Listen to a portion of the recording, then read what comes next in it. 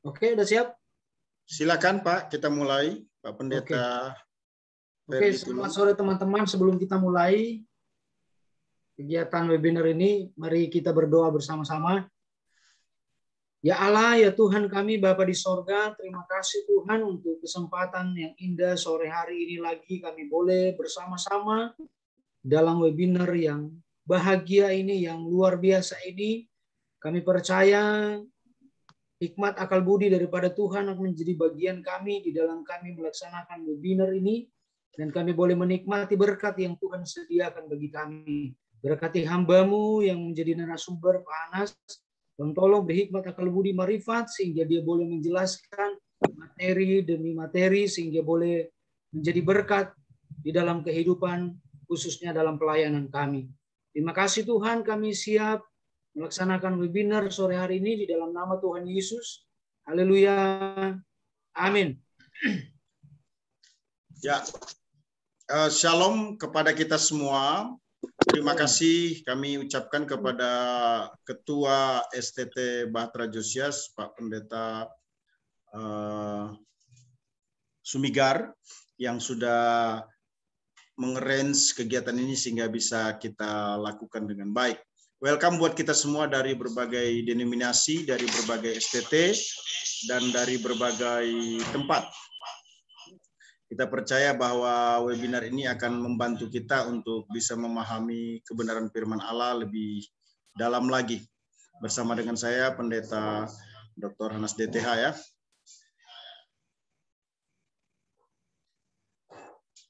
Bapak Ibu yang diberkati Tuhan Yesus Kristus, ini merupakan sesi yang kelima dari Harvest Theology for Church Grow. Nah, kita akan masuk di isu-isu kontekstual tuayan pertumbuhan gereja, secara khusus terkait dengan teologi pertumbuhan gereja ya. PowerPoint saya bisa dilihat? Jelas ya?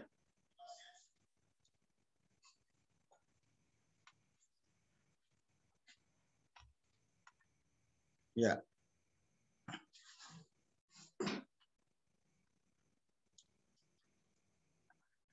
Teologi penanaman gereja.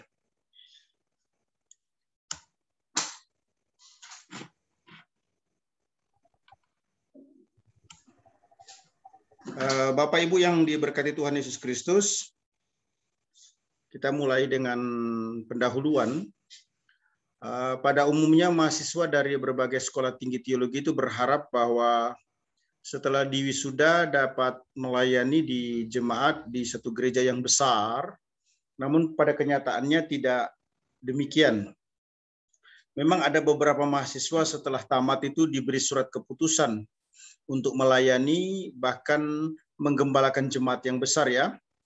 Ada pula yang melanjutkan pelayanan yang juga besar sebelumnya setelah dirintis oleh orang tua maupun keluarga.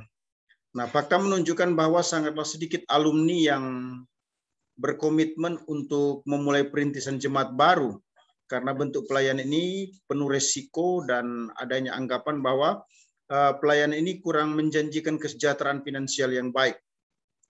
Jadi pergumulan utama buat kita dalam church planting atau penanaman gereja ini, jika itu dilakukan, pergumulan terberatnya itu adalah pelayanan ini kurang menjanjikan. Itu yang jadi masalah utama sebenarnya. Karena rata-rata orang itu malas untuk mengambil resiko ataupun tidak rela mengambil resiko berdarah-darah istilahnya kalau memulai pelayanan dengan cara church planting ya. Gereja-gereja di mana beberapa alumni berkumpul itu menjadi satu sehingga menjadi kurang efektif, bahkan lebih mengakibatkan masalah baru. Artinya begini, ada alumni yang lebih cenderung kumpul di satu tempat walaupun jumlahnya banyak. Tidak apa-apa daripada memulai gereja yang baru. Itu kekeliruan terbesar ya. Alumni-alumni memilih untuk bergabung dengan gereja-gereja besar sekalipun harus menjadi pengerja. bahkan ada yang memilih untuk menjadi pekerja seumur hidup. Jadi tampaknya itu lebih terhormat menjadi pekerja seumur hidup di satu local church daripada memulai perintisan jemaat ya. Nah, ada juga yang berambisi untuk menjadi gembala sidang di satu gereja yang besar, sekalipun harus melewati proses yang tidak rohani. Ada komitmen yang kurang bagus, artinya ada satu tindakan yang kurang baik, sehingga semangat perintisan jemaat ini habis terpupus seiring dengan selesainya perkuliahan. Saya mengajar mata kuliah church planting bertahun-tahun, dan ketika berbicara di dalam kelas itu mahasiswa itu semangat semua mendengarkannya. Tapi setelah mata kuliah itu selesai, nilai itu pun juga diberikan, seiring dengan waktu yang bersamaan itu juga mulai terpupus semangat church planting. Itu problem. Dan saya mau katakan dalam kesempatan ini dengan penuh kerendahan hati, sebaiknya sekolah tinggi teologi yang tidak fokus kepada penanaman gereja memikirkan ulang apakah itu mau diteruskan atau tidak. Sebab sekolah teologi itu bukan melahirkan ahli-ahli firman Allah semata-mata, tetapi yang paling penting bagi kita adalah bagaimana menjangkau jiwa-jiwa bagi Kristus. Sebab kematian Kristus itu utamanya adalah untuk membawa orang berdosa kepada salib, sehingga orang itu mengalami pengampunan dan kepastian hidup yang kekal. Nah, penyebab seseorang tidak lagi mau fokus kepada people oriented, tetapi berpotensi bahkan terlihat money oriented, itu disebabkan karena mungkin di lembaga di mana dia digodok ataupun belajar di sekolah teologi tidak fokus kepada church planting. Melayani tidak lagi didasarkan kepada panggilan ilahi, melainkan dilakukan demi untuk mempertahankan kelangsungan hidup. Sebagai dampaknya, para pelayan tidak lagi menjaga kemurnian hati. Bahkan ada yang dengan sengaja melanggar etika-etika pelayanan yang semestinya dipertahankan. Keberadaan sekolah tinggi teologi itu merupakan lembaga rohani yang hadir di dunia. Bukan hanya menambah ahli pikir tentang perintisan, saya ulangi. Bukan hanya menambah ahli pikir tentang perintisan, tetapi juga menjadi church planter yang handal. Nah, ada komitmen, ada konsistensi, ada konsekuensi yang akan dihadapi bagi seorang penanam gereja. Tapi perlu diketahui bahwa tidak ada cara yang lebih baik untuk mengembangkan pelayanan kecuali dimulai dengan komitmen yang kuat untuk church planting.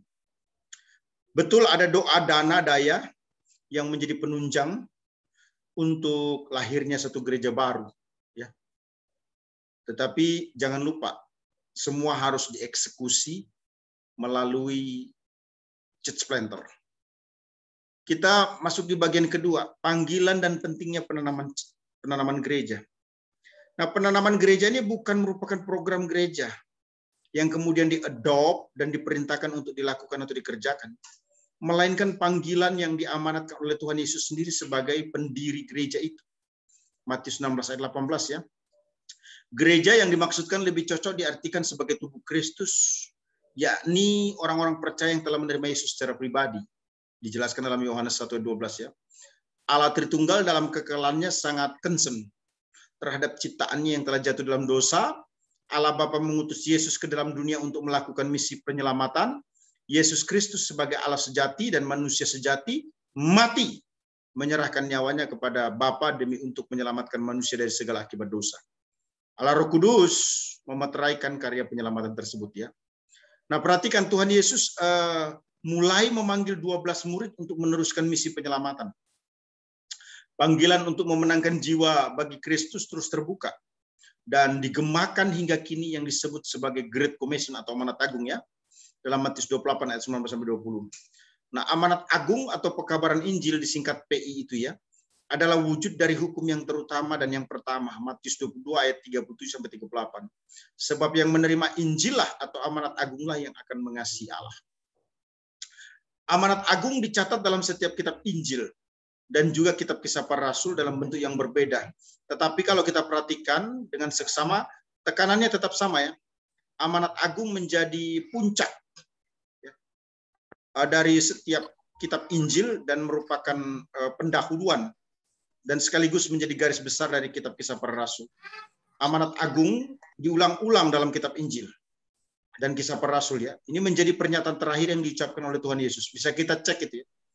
Matius 28 ayat 16 sampai 20, Markus 16 ayat 14 sampai 18, Lukas 24 ayat 44 sampai 49, Yohanes 20 ayat 19 sampai 20, Kisah Rasul 1 ayat 6 sampai dengan 8.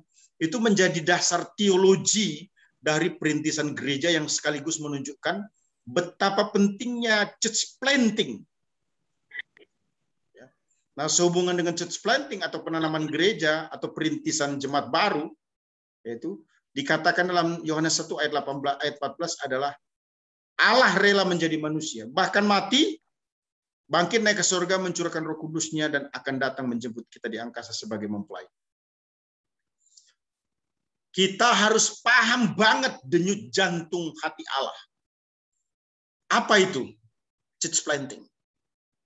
Penanaman gereja ini harus terus dilakukan dan harus diseriusi. Jangan main-main. Kenapa? Karena timbul pertanyaan. Jangan sampai di dalam local church 50 anggotanya, tapi semuanya itu adalah orang Kristen. Bagaimana dengan orang non-Kristen? Ini bukan kristenisasi. Materi ini atau subjek yang saya sampaikan 10 kali pertemuan ini, ingat. Judulnya Harvest Theology. Artinya teologi tuaian. Bagaimana bisa menuai kalau tidak church planting? Harus church planting. Tidak bisa tidak. Nah, berdasarkan Matius 28 ayat 16-20 diketahui bahwa setelah kematian dan kebangkitan Yesus, keadaan murid-murid menjadi bingung ayat 16-17 ya. Ada yang menyembahnya tetapi ada juga yang ragu-ragu. Itu sebabnya Yesus berkata, to the point. Dia memiliki kuasa di sorga dan di bumi. Karena itu pergilah jadikanlah semua bangsa muridku dan baptislah mereka dalam nama Bapa, Anak dan Roh Kudus. Dan ketahuilah aku menyertai kamu sampai pada akhir zaman. Itu. Ayat 18 menyatakan tentang kuasa Yesus yang meliputi sorga dan bumi. Sehubungan dengan hal tersebut terlihat hukum struktur, hubungan sebab akibat, sehingga diawali dengan kata karena, merupakan instruction. Nah, ada 3 prinsip sehubungan dengan murid Kristus. Pertama, mengikuti Kristus, artinya seluruh kehidupan bersama Tuhan. Kedua, belajar dari Kristus, artinya mengetahui hal-hal yang dilakukan Tuhan.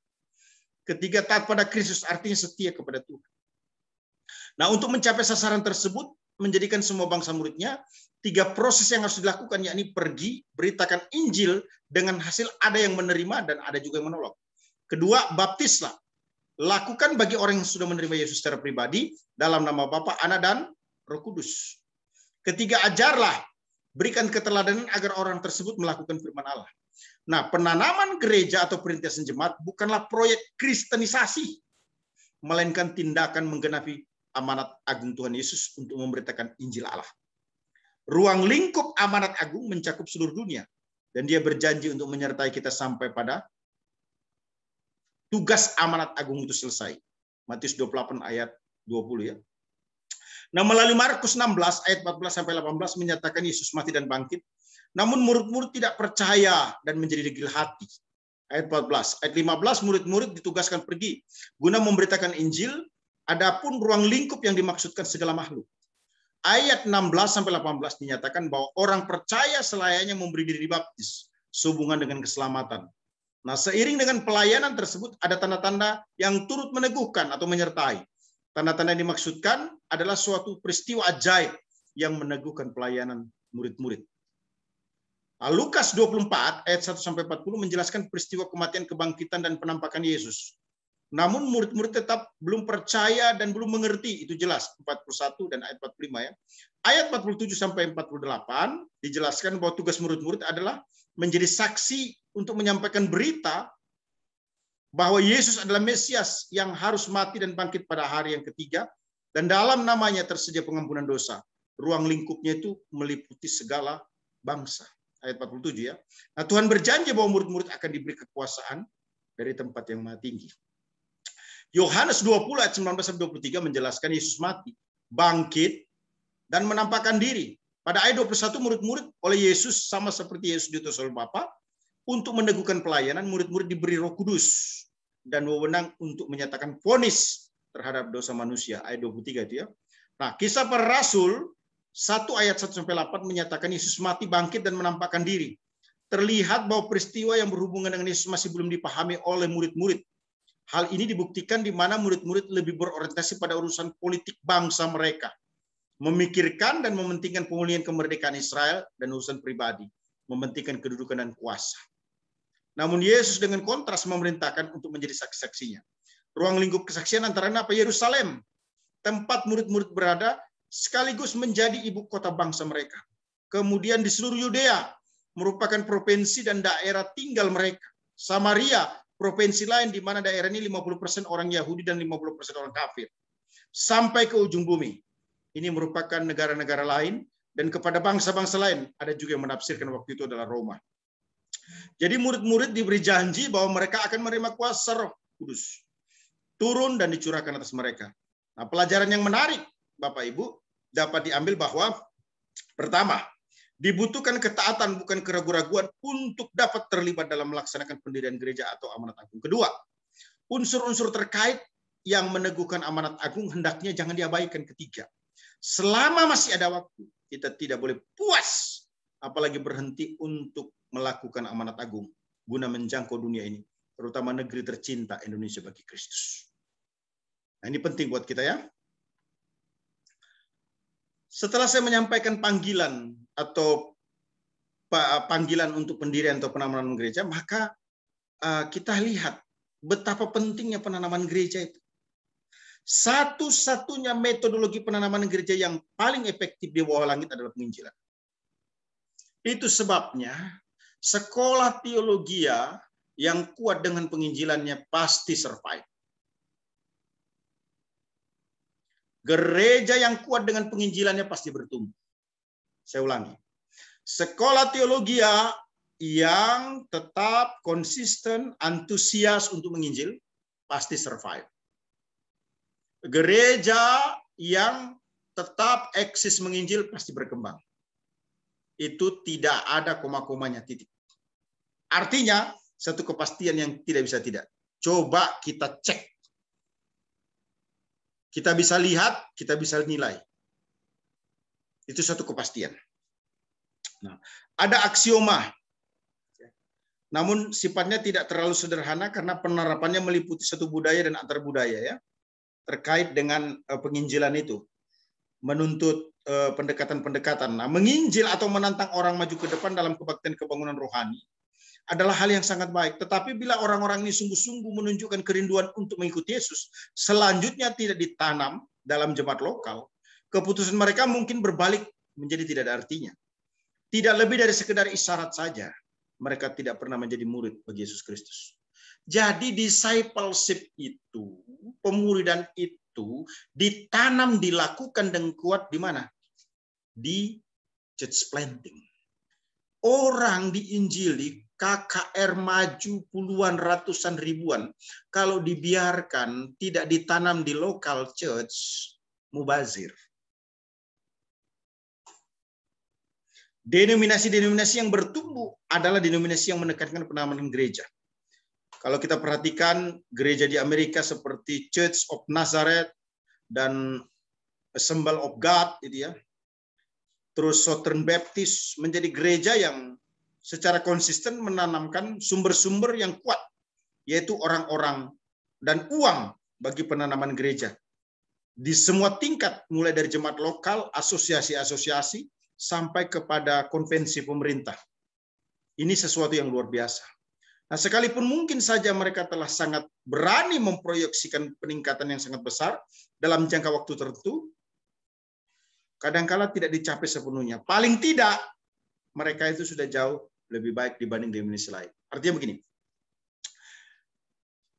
gereja yang melakukan penanaman, sebutlah 100, kemudian yang eksis 50, jauh lebih baik dibanding gereja yang tidak pernah melakukan penanaman gereja kemudian memberikan komentar yang negatif. Mengapa? Iya, karena itu memenuhi hukum Kristus. Jangan coba-coba memberikan argumentasi yang negatif terhadap penanaman gereja. Karena disitulah tempat orang akan bertumbuh, berakar, dan berbuah di dalam Kristus Yesus Tuhan. Jangan khawatir menanam gereja, dan percayalah Tuhan menyertai dan memberkati. Banyak orang berpikir bahwa penanaman gereja terbaik mungkin hanya dapat dilakukan oleh para gembala-gembala yang sudah berpengalaman, yang telah melayani beberapa jemaat, dan yang telah mengakumulasikan hikmat dan kedewasaan untuk melakukannya dengan baik. Tetapi ternyata dugaan itu keliru. Ada mahasiswa atau mahasiswa seminari yang dapat melakukan penanaman gereja. Ada orang-orang muda yang masih mempunyai lebih banyak pilihan dan fleksibilitas, dapat dianggap mampu melakukannya juga lebih baik. Artinya, keliru besar kalau hanya para gembala yang dibebankan untuk penanaman gereja. Anak-anak muda, kelompok profesional, mahasiswa, mahasiswi bisa terlibat dalam penanaman gereja. Nah, keuntungan untuk memulai lebih dari awal itu jauh lebih baik daripada mewarisi sekumpulan masalah orang lain dalam jemaat yang sudah berdiri. Saya tidak berkata tutup gereja yang sudah bertahun-tahun atau ratusan tahun, tidak ya. Tapi harus diakui bahwa memulai yang baru dengan komunitas yang baru tampaknya lebih mudah dibanding dengan mengumpulkan jemaat yang sudah tua, bangkotan, maaf sorry ini, yang punya banyak kemauan, keinginan, susah diatur, banyak komen, banyak kritik, ke gerejanya malas, terus ngasih persembahannya juga pelit, kontribusi dalam pelayanan juga nggak jelas, tapi kritiknya ampun-ampun. Nah, untuk itu, apa yang kita lakukan? Church planting. Semestinya, kalau kita bertanya, di Indonesia ini, sarjana teologi setiap tahun kira-kira wisuda berapa banyak? Timbul pertanyaan, itu orang kemana semua ya? Nah, itu sebabnya kalau ada STT yang baru, yang patut dipikirkan, core value-nya apa sebenarnya STT itu? Saya sih jujur saja, tidak terlalu tertarik dengan sekolah tinggi teologi yang tidak melakukan penanaman gereja. Sudah cukup sekolah teologi di Indonesia ini kalau hanya mau bicara tentang konsep. Kalau hanya mau bicara tentang teologi. Tapi kalau maraknya sekolah tinggi teologi di Indonesia ini bermunculan di mana-mana disebabkan karena semangat church planting, wah itu kita harus dukung mati-matian. Kenapa? Karena Yesus berkata, aku akan mendirikan jemaatku. Itu church planting. Dan alam maut tidak akan menguasainya. Paling tidak ada 5 alasan yang membuat penanaman gereja menjadi penting. Pertama, penanaman gereja itu alkitabiah. Penanaman gereja merupakan cara penginjilan baru dalam memperluas pekabaran Injil. Ya. Yang kedua, penanaman gereja berarti mempertahankan kelangsungan denominasi. Ingat, gereja yang tidak melakukan penanaman, maksud saya organisasi gereja yang tidak melakukan penanaman gereja, hati-hati jemaatnya berkurang, banyak yang mati, banyak yang pindah. Sebentar lagi, nyaris tutup. Ketiga, penanaman gereja mengembangkan kepemimpinan. Wow, keren.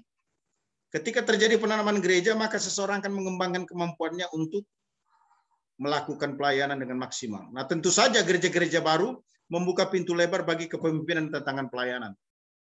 Yang keempat, penanaman gereja menstimulasi gereja-gereja yang sudah ada. Hati-hati loh. Maaf nih, saya bicara dengan kerendahan hati, latar belakang saya bukan orang Kristen. Gereja-gereja yang sudah ada, buildingnya sudah oke, persembahan yang diterima juga sudah oke, gembalanya juga sudah oke. Hati-hati, karena akan ada gereja baru di sampingmu. Apa artinya? Para pemimpin di gereja yang sudah stabil, yang sudah settle, ya, itu mestinya harus terus melakukan pengembangan diri sambil melakukan penyerahan sepenuhnya kepada Allah. Bukan takut jemaatnya diambil, tapi yang saya mau katakan dalam kesempatan ini, harus dipahami bersama bahwa gembala pendeta tidak punya jemaat. Dalam artian, tubuh Kristus yang adalah jemaat itu milik Kristus. Itu sebabnya gereja itu tidak pernah menolak orang untuk datang beribadah. Jadi kalau ada jemaat kita juga pergi ke gereja lain, semestinya kita legowo. Legowo artinya menerima kenyataan itu. Karena sesungguhnya orang yang datang ke gereja kita juga adalah jemaat orang lain. Kok bisa begitu? Iya, karena tidak ada penginjilan. Karena tidak ada pemenangan jiwa baru. Jadi si A sakit hati di gereja Gerakan Pentakosta, pindah dia si A ini ke gereja Kristen Bahtera Injil. Sakit hati di gereja Kristen Bahtera Injil, dia pindah ke gereja Betani Indonesia. Si A ini sakit hati di gereja Betani Indonesia, pergi dia ke gereja Pantai Kosta di Indonesia, muter-muter. Kemudian kita kumpulkan orang yang sakit hati semuanya ini dalam satu gereja lokal, dan kita berkata gereja saya berkembang. Wah, itu perlu dievaluasi. Hati-hati kalau gereja kita merupakan kumpulan barisan sakit hati. Karena akan ada ledakan yang berbahaya yang bisa merusak tatanan gereja yang kita bangun dengan bersusah payah itu. Nah, itu sebabnya kalau kita melakukan pemenangan jiwa dan melakukan church planting, itu menarik sekali. Kita mengumpulkan orang-orang yang baru dalam komunitas yang baru. Jadi gereja baru dalam suatu komunitas cenderung membangkitkan minat agamawi daripada orang-orang umumnya, dan bila ditangani dengan tepat, dapat menjadi satu keuntungan bagi gereja-gereja yang telah ada. Artinya gereja baru atau penanaman gereja itu membangkitkan jemaat yang lagi tidur secara spiritual. Menjadi cemeti bagi para pendeta yang sudah kampet, yang sudah merasa nyaman, yang sudah tinggal khotbahnya sudah disiapin, segala sesuatunya sudah oke, tidak berpikir kemajuan lagi. Apalagi maaf ya, pendeta-pendeta yang setiap bulannya tinggal terima gaji gitu. Tidak salah dengan itu, tapi semestinya sadar juga, hati-hati, ada gereja baru yang akan muncul di sampingmu. Dan jika tidak menjaga jemaatmu dengan baik, memberikan excellent service, bahkan membuka jemaat yang baru, besar kemungkinannya jemaat itu tersedot oleh gereja yang baru. Ya. Saya beribadah di Sulawesi Utara sebelum saya khotbah di gereja lain. Gereja ini 20 tahun lalu saya sudah kenal. Kemudian saya datang lagi beribadah di situ dan saya tanya kepada pendetanya, jemaatnya muda-muda ya? Pendetanya jawab, oh iya, itu mahasiswa-mahasiswi. Yang menarik, kata-kata selanjutnya, gereja ini sudah melahirkan 2 gereja baru. Wow, keren sekali saudara. Ini gereja di pusat kota Manado. Besar, tapi rela membuka gereja baru. Ya, to the point saja. Ada konsekuensi yang tidak bisa dihindari. Ketika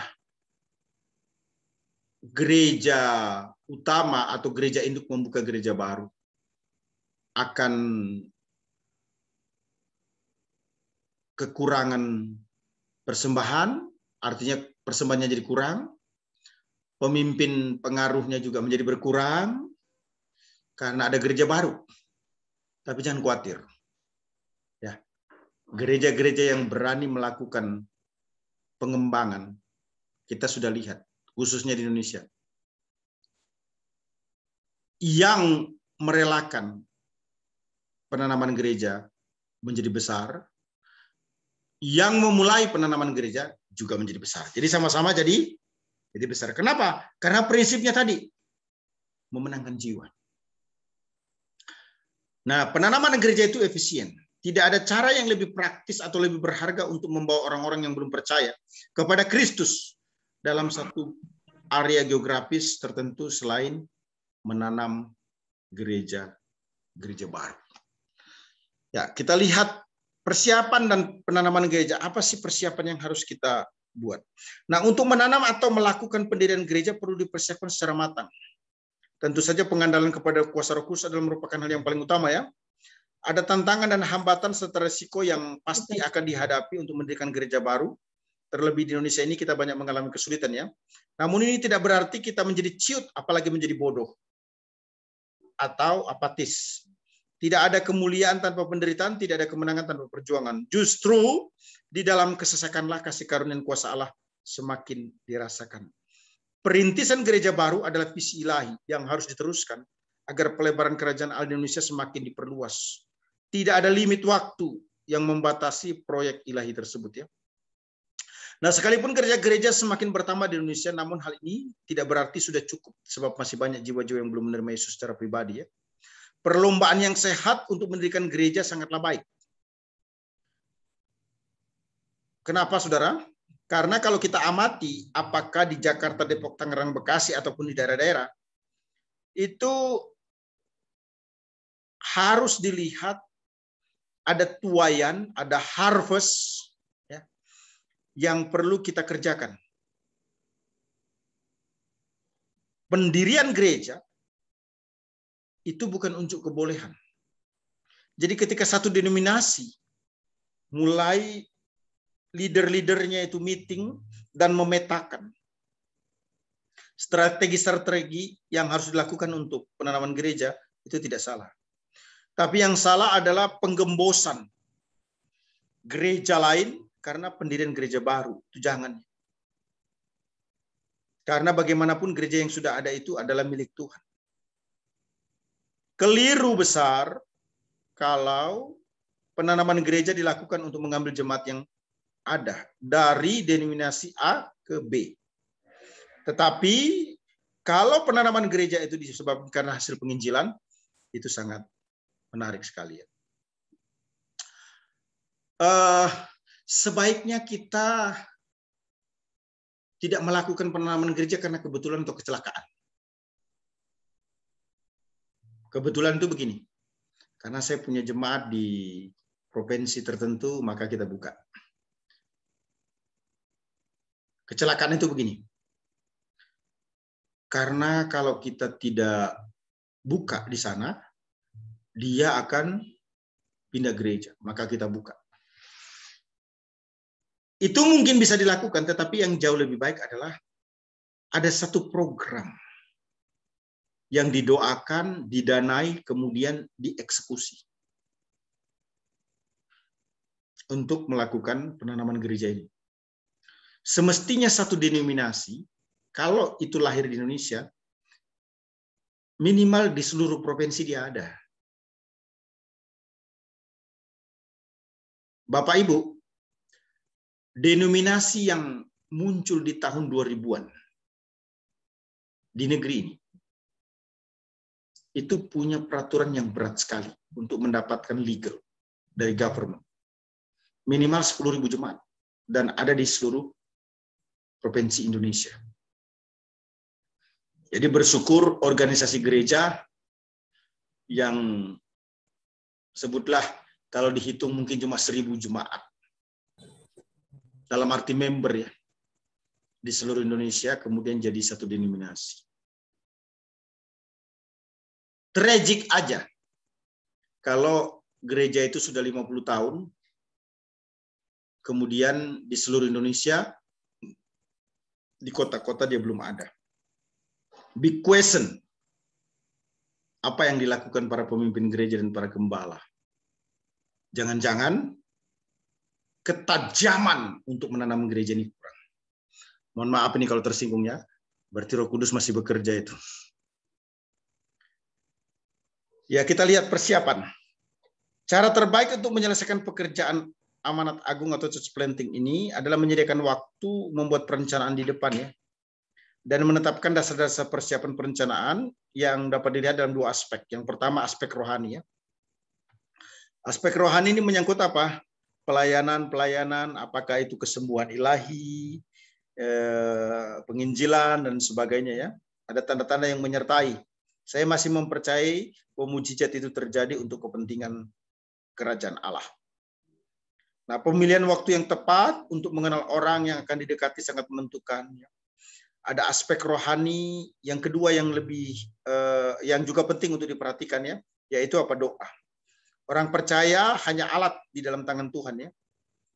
Kita hanya dipakai Tuhan sesuai dengan rencana dan kehendaknya, itu sebabnya kita perlu menghampiri ya di dalam doa. Gereja adalah institusi ilahi yang mengetahui bahwa Allah akan melakukan pekerjaan yang luar biasa untuk church planting. Satu aktivitas rohani yang harus dipahami, dimengerti dengan baik ya. Nah, harus disadari bahwa kesuksesan dari church planting itu salah satunya adalah doa. Itu sebabnya ada gereja-gereja tertentu itu kalau dia mau church planting, dia sudah puasa doa minimal 3 bulan sebelum melakukan church planting. Nah, jadi pelayanan doa itu harus dipersiapkan, di prepare dengan baik. Pemimpin harus memperhatikan kehidupan doanya. Kebiasaan doa berkelompok, doa bersama itu perlu dikembangkan. Doa pribadi perlu dilakukan, porsinya perlu ditambah. Ada rekrut untuk pendoa-pendoa syafaat, untuk penanaman gereja. Itu tidak boleh dilupakan ya. Karena kita sedang berperang dengan kuasa kegelapan, roh jahat. Tentu iblis setan dengan segala anteknya tidak senang kalau ada penanaman gereja baru ya. Nah, sewaktu merencanakan penanaman gereja baru, itu harus waspada dari serangan-serangan yang mungkin diarahkan langsung kepada kita sebagai church planter. Itu sebabnya perlu persiapan rohani. Melengkapi diri dengan firman Allah, hidup kudus, berdoa, berpuasa, mengandalkan Tuhan lah ya. Nah, kedua, aspek teknis tentunya yang tidak boleh diabaikan juga ya. 4 elemen yang paling penting dalam aspek teknis itu untuk diperhatikan sebagai seorang penanam gereja. Ada beberapa jemaat, ada filosofi pelayanan ya. Nah, seorang penanam gereja itu harus memiliki profil. Ya. Profilnya apa? Seorang pekerja Kristen yang berkomitmen, yang melayani dan mengasihi sebagai prioritas hidupnya. Jadi church planter itu bermakna komitmen. Yang kedua, seorang yang berinisiatif, yaitu mereka yang memiliki kecakapan mengatur waktu untuk produktivitas sehari-hari. Artinya gini, selalu ada ide-ide, tidak pernah menyerah, selalu ada keyakinan bahwa kesesakan kesulitan ini pasti ada jalan keluarnya. Ketiga, orang yang mau bertahan dalam kesepian ini paling utama. Ya, seorang church planter itu tantangan terberatnya salah satu sepi. Kenapa? Karena dia ada di komunitas yang baru, ada di komunitas yang mungkin dia tidak kenal, bahkan mungkin dia sendiri. Jadi kesepian itu merupakan hal yang penting untuk diperhatikan. Nah, kemudian beradaptasi, ini penting sekali ya. Menjadi orang yang fleksibel untuk bisa diterima di satu tempat agar bisa menjangkau orang lebih jauh lagi. Bahasa dan komunikasi itu merupakan hal yang krusial. Kemudian ada kualitas-kualitas vital lainnya yang perlu diperhatikan bagi seorang pendiri atau penanam gereja ya. Iman yang bergantung penuh kepada Allah. Artinya penanam gereja itu bukan hanya percaya kepada Allah, tetapi juga percaya bahwa Tuhan akan melakukan sesuatu jauh lebih dari apa yang diharapkan atau pikirkan. Kalau dia sudah berkeluarga, suami istri harus mendukung. Ya. Kenapa? Tidak bisa church planting dilakukan hanya satu orang, sementara pasangan lainnya melakukan yang berbeda. Kalau dia sudah berkeluarga ya, yang lainnya itu adanya kemauan.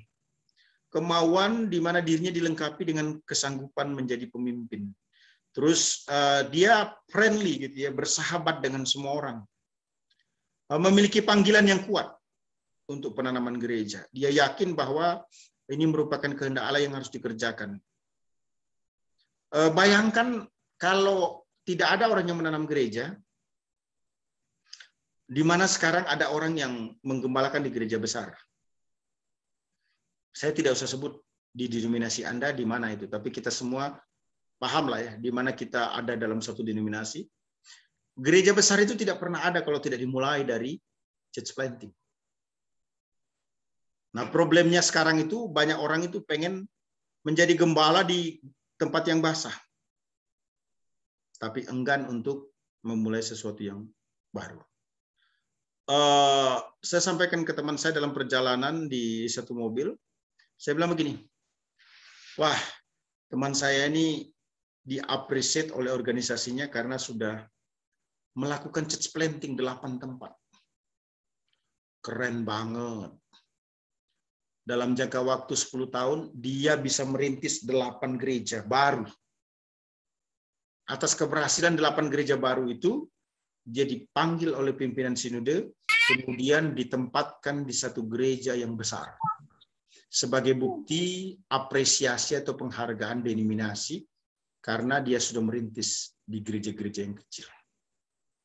Wow, penting sekali. Nah, kita perhatikan sekarang penanaman gereja ya. Ada 10 langkah handal yang disampaikan oleh Rasul Paulus terkait dengan penanaman gereja ya. Yang pertama itu pengutusan. Pengutusan Kisah Rasul 13 ayat 1-4 ya. Ini merupakan perjalanan misi pertama ya. Perjalanan misi kedua itu pasal 15 ayat 39-40 ya. Dalam hal ini untuk mendirikan gereja baru lebih baik jika ada yang mengutus, di mana pengutus lembaga gereja atau pribadi itu dapat bermitra dengan yang diutus ya. Tenaga kerja dijelaskan itu Barnabas dan Saulus adalah orang-orang yang mempunyai hubungan pribadi dengan Allah, orang yang beribadah, orang yang berpuasa, orang yang dikuasai dan dibimbing oleh Roh Kudus, orang yang setia melayani dan taat, berhubungan baik dengan orang lain ya. Kemudian punya komitmen. Nah, gereja yang mengutus adalah gereja yang mudah. Itu dijelaskan dalam Kisah Rasul 11 ya. Muncul. Ya. Gimana muncul? Saya muncul juga. Taat, rela, berkorban dan bertanggung jawab.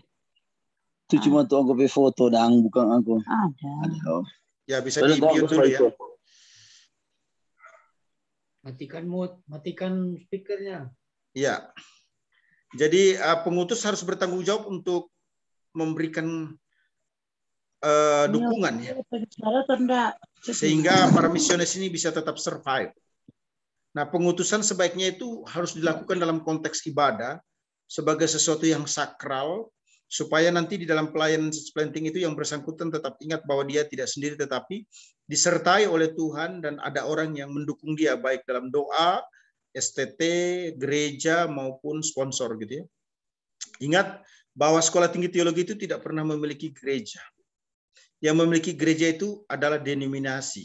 Itu perlu diperhatikan ya. Jadi sebenarnya STT itu bermitra dengan gereja. Kenapa mood banyak? Gereja yang memiliki penanaman gereja-gereja baru itu ya. Nah, kedua adalah pendekatan. Kisah Rasul 13 ayat 14 ya.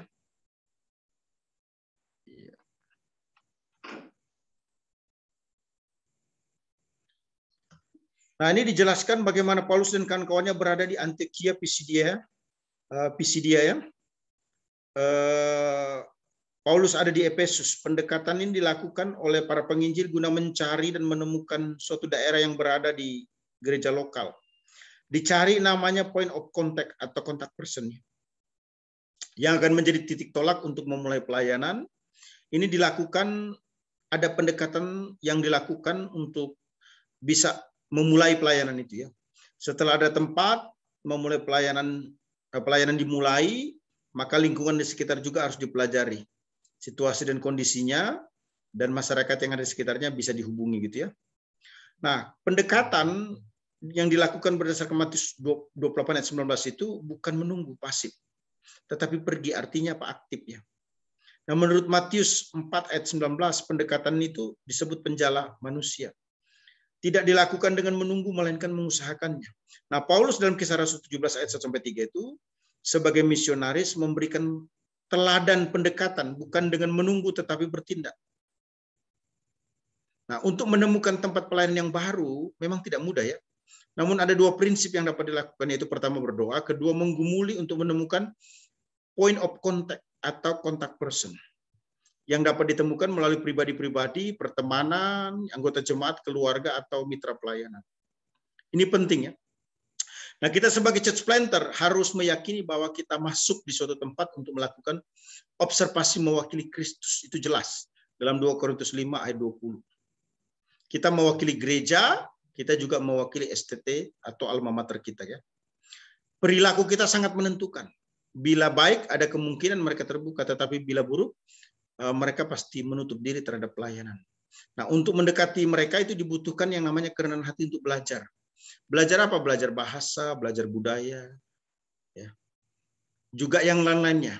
Nah, bila ada orang yang bersedia rumahnya dipakai untuk berdoa, pendalaman Alkitab, mulailah di tempat itu. Ya, kemudian rundingkan kepada pemilik rumah untuk melapor ke pemerintah setempat ya. Tapi beritahu pemerintah bahwa ini merupakan hak. Jangan lupa Anda melapor ya sebagai tempat untuk bersekutu.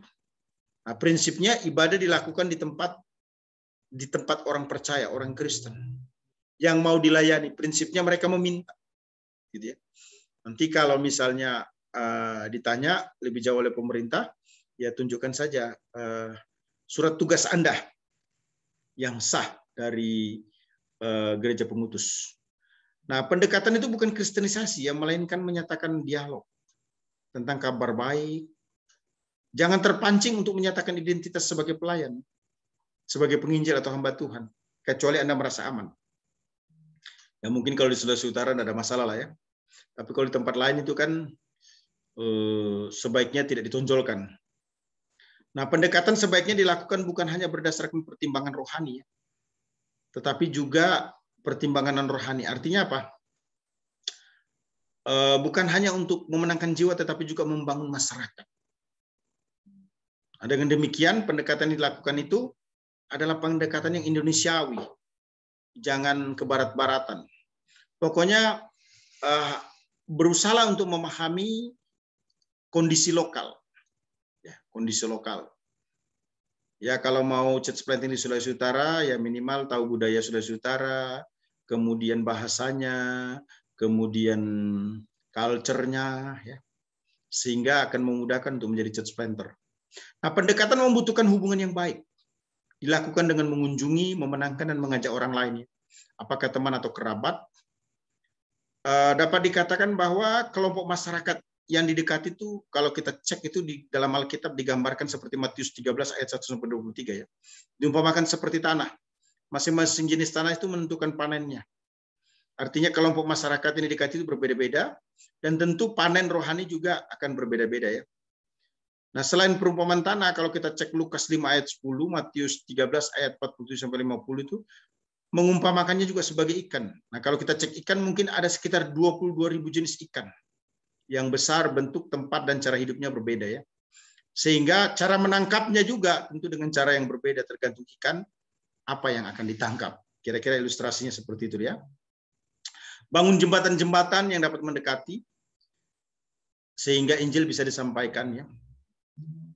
Ikutin pertemuan-pertemuan, pertemanan-pertemanan ya. Perhatikan simbol-simbol yang dipakai, ada pola-pola sosial masyarakat yang perlu diperhatikan, yang tidak boleh dilanggar agar kita mendapatkan kesempatan untuk bisa memenangkan jiwa sehingga menanam gereja baru. Yang ketiga, penginjilan. Jadi setelah pendekatan baru kita melakukan yang namanya penginjilan. Nah, Paulus melakukan penginjilan di Antiochia dan Pisidia dan juga di Efesus. Penginjilan harus dilakukan. Inti beritanya sebenarnya Yesus mati bangkit naik ke surga. Yesus menebus dosa dan memberikan kepastian hidup yang kekal melalui kebangkitannya. Itu Injil. Nah, untuk di zaman now ini kan lagi marak nih ya, penistaan agama. Saya sebagai dosen yang moderat, sebagai pelayan yang moderat, ingin menyampaikan adalah keliru dan tidak boleh melemahkan nabi atau menyerang agama orang lain, merendahkan dan menghinanya. Sebaiknya juga kita tidak menjelaskan agama orang lain yang berbeda dengan keyakinan kita. Kenapa? Biarkan kita menjelaskan keyakinan iman kita dan orang lain menjelaskan keyakinan mereka. Dialek itu menjadi sesuatu yang penting. Maksud saya dialog itu menjadi sesuatu yang penting. Dengan demikian, ketika orang dalam agamanya menjelaskan keyakinannya, maka kita mendapatkan kesempatan untuk menjelaskan keyakinan kita dalam agama kita, itu jauh lebih wise, jauh lebih brilian, jauh lebih smart ya, dibanding menggunakan teks-teks kitab suci orang lain kemudian menyerangnya, memberikan pengertian ataupun arti yang keliru atau salah. Itu bisa digolongkan sebagai tindakan radikalisme ya. Karena membangkitkan kebencian ataupun juga ketidakrukunan di antara umat beragama. Itu harus dihindari ya. Jadi tekanan isi Injil adalah tidak ada lain kecuali Yesus mati untuk memberikan pengampunan dosa dan bangkit untuk memberikan kepastian hidup yang kekal. Tidak ada metode yang sangat jitu ya, untuk memenangkan jiwa di dunia ini kecuali penginjilan. Karena penginjilan itu begitu strong sekali ya. Nah, yang keempat itu melahirkan pertobatan. Nah, Kisah Para Rasul 13 ayat 14 menjelaskan adanya pertobatan. Ada orang percaya yang dihasilkan dari penginjilan di Antioquia dan Pisidia. Nah, pertobatan itu terjadi bila seseorang mendengar Injil, dituntun untuk terima Yesus secara pribadi. Nah, langkah selanjutnya jangan lupa harus di follow up dan dipersiapkan untuk dibaptis ya. Baik, kemungkinan yang terjadi orang menerima Injil itu dia melakukan perpalingan dari dosa dan membuang yang lama. Itu pertama. Kemungkinan kedua adalah penolakan. Artinya apa? Tetap berpegang pada keyakinan yang lama, pemahaman yang lama, dan menolak apa yang kita sajikan sebagai sesuatu yang baru. Kemungkinan ketiga itu sekularisme. Artinya itu membuang yang lama ya, dan menolak yang baru. Yang keempat itu sinkretisme. Tetap berpegang pada keyakinan yang lama, namun juga menerima yang baru. Nah, apa yang kita harapkan dari penginjilan ini? Bukan penolakan, bukan sekularisme, bukan sinkretisme, tapi perpalingan. Apa itu perpalingan? Membuang keyakinan atau pemahaman yang lama yang salah dan menerima pemahaman atau keyakinan yang baru. Itu ya.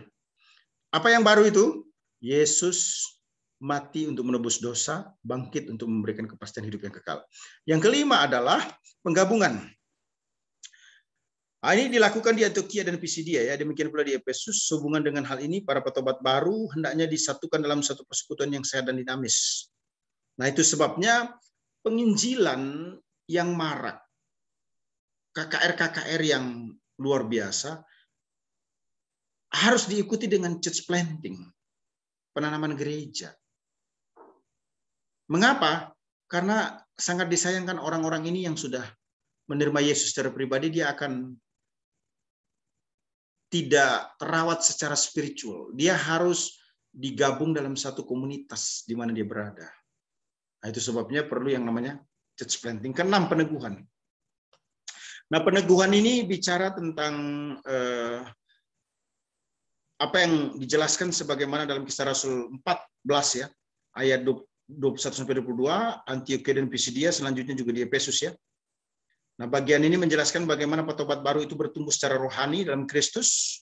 Petobat baru tidak akan bertumbuh ya, kalau tidak diteguhkan dalam imannya.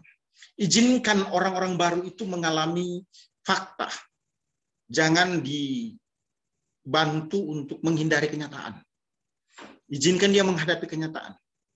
Karena dalam perjalanan imannya, iman itu kan perlu dimurnikan. Dimurnikan dalam artian bukan hanya dengan penderitaan, tetapi kenyataan tentang kekristenan sesungguhnya.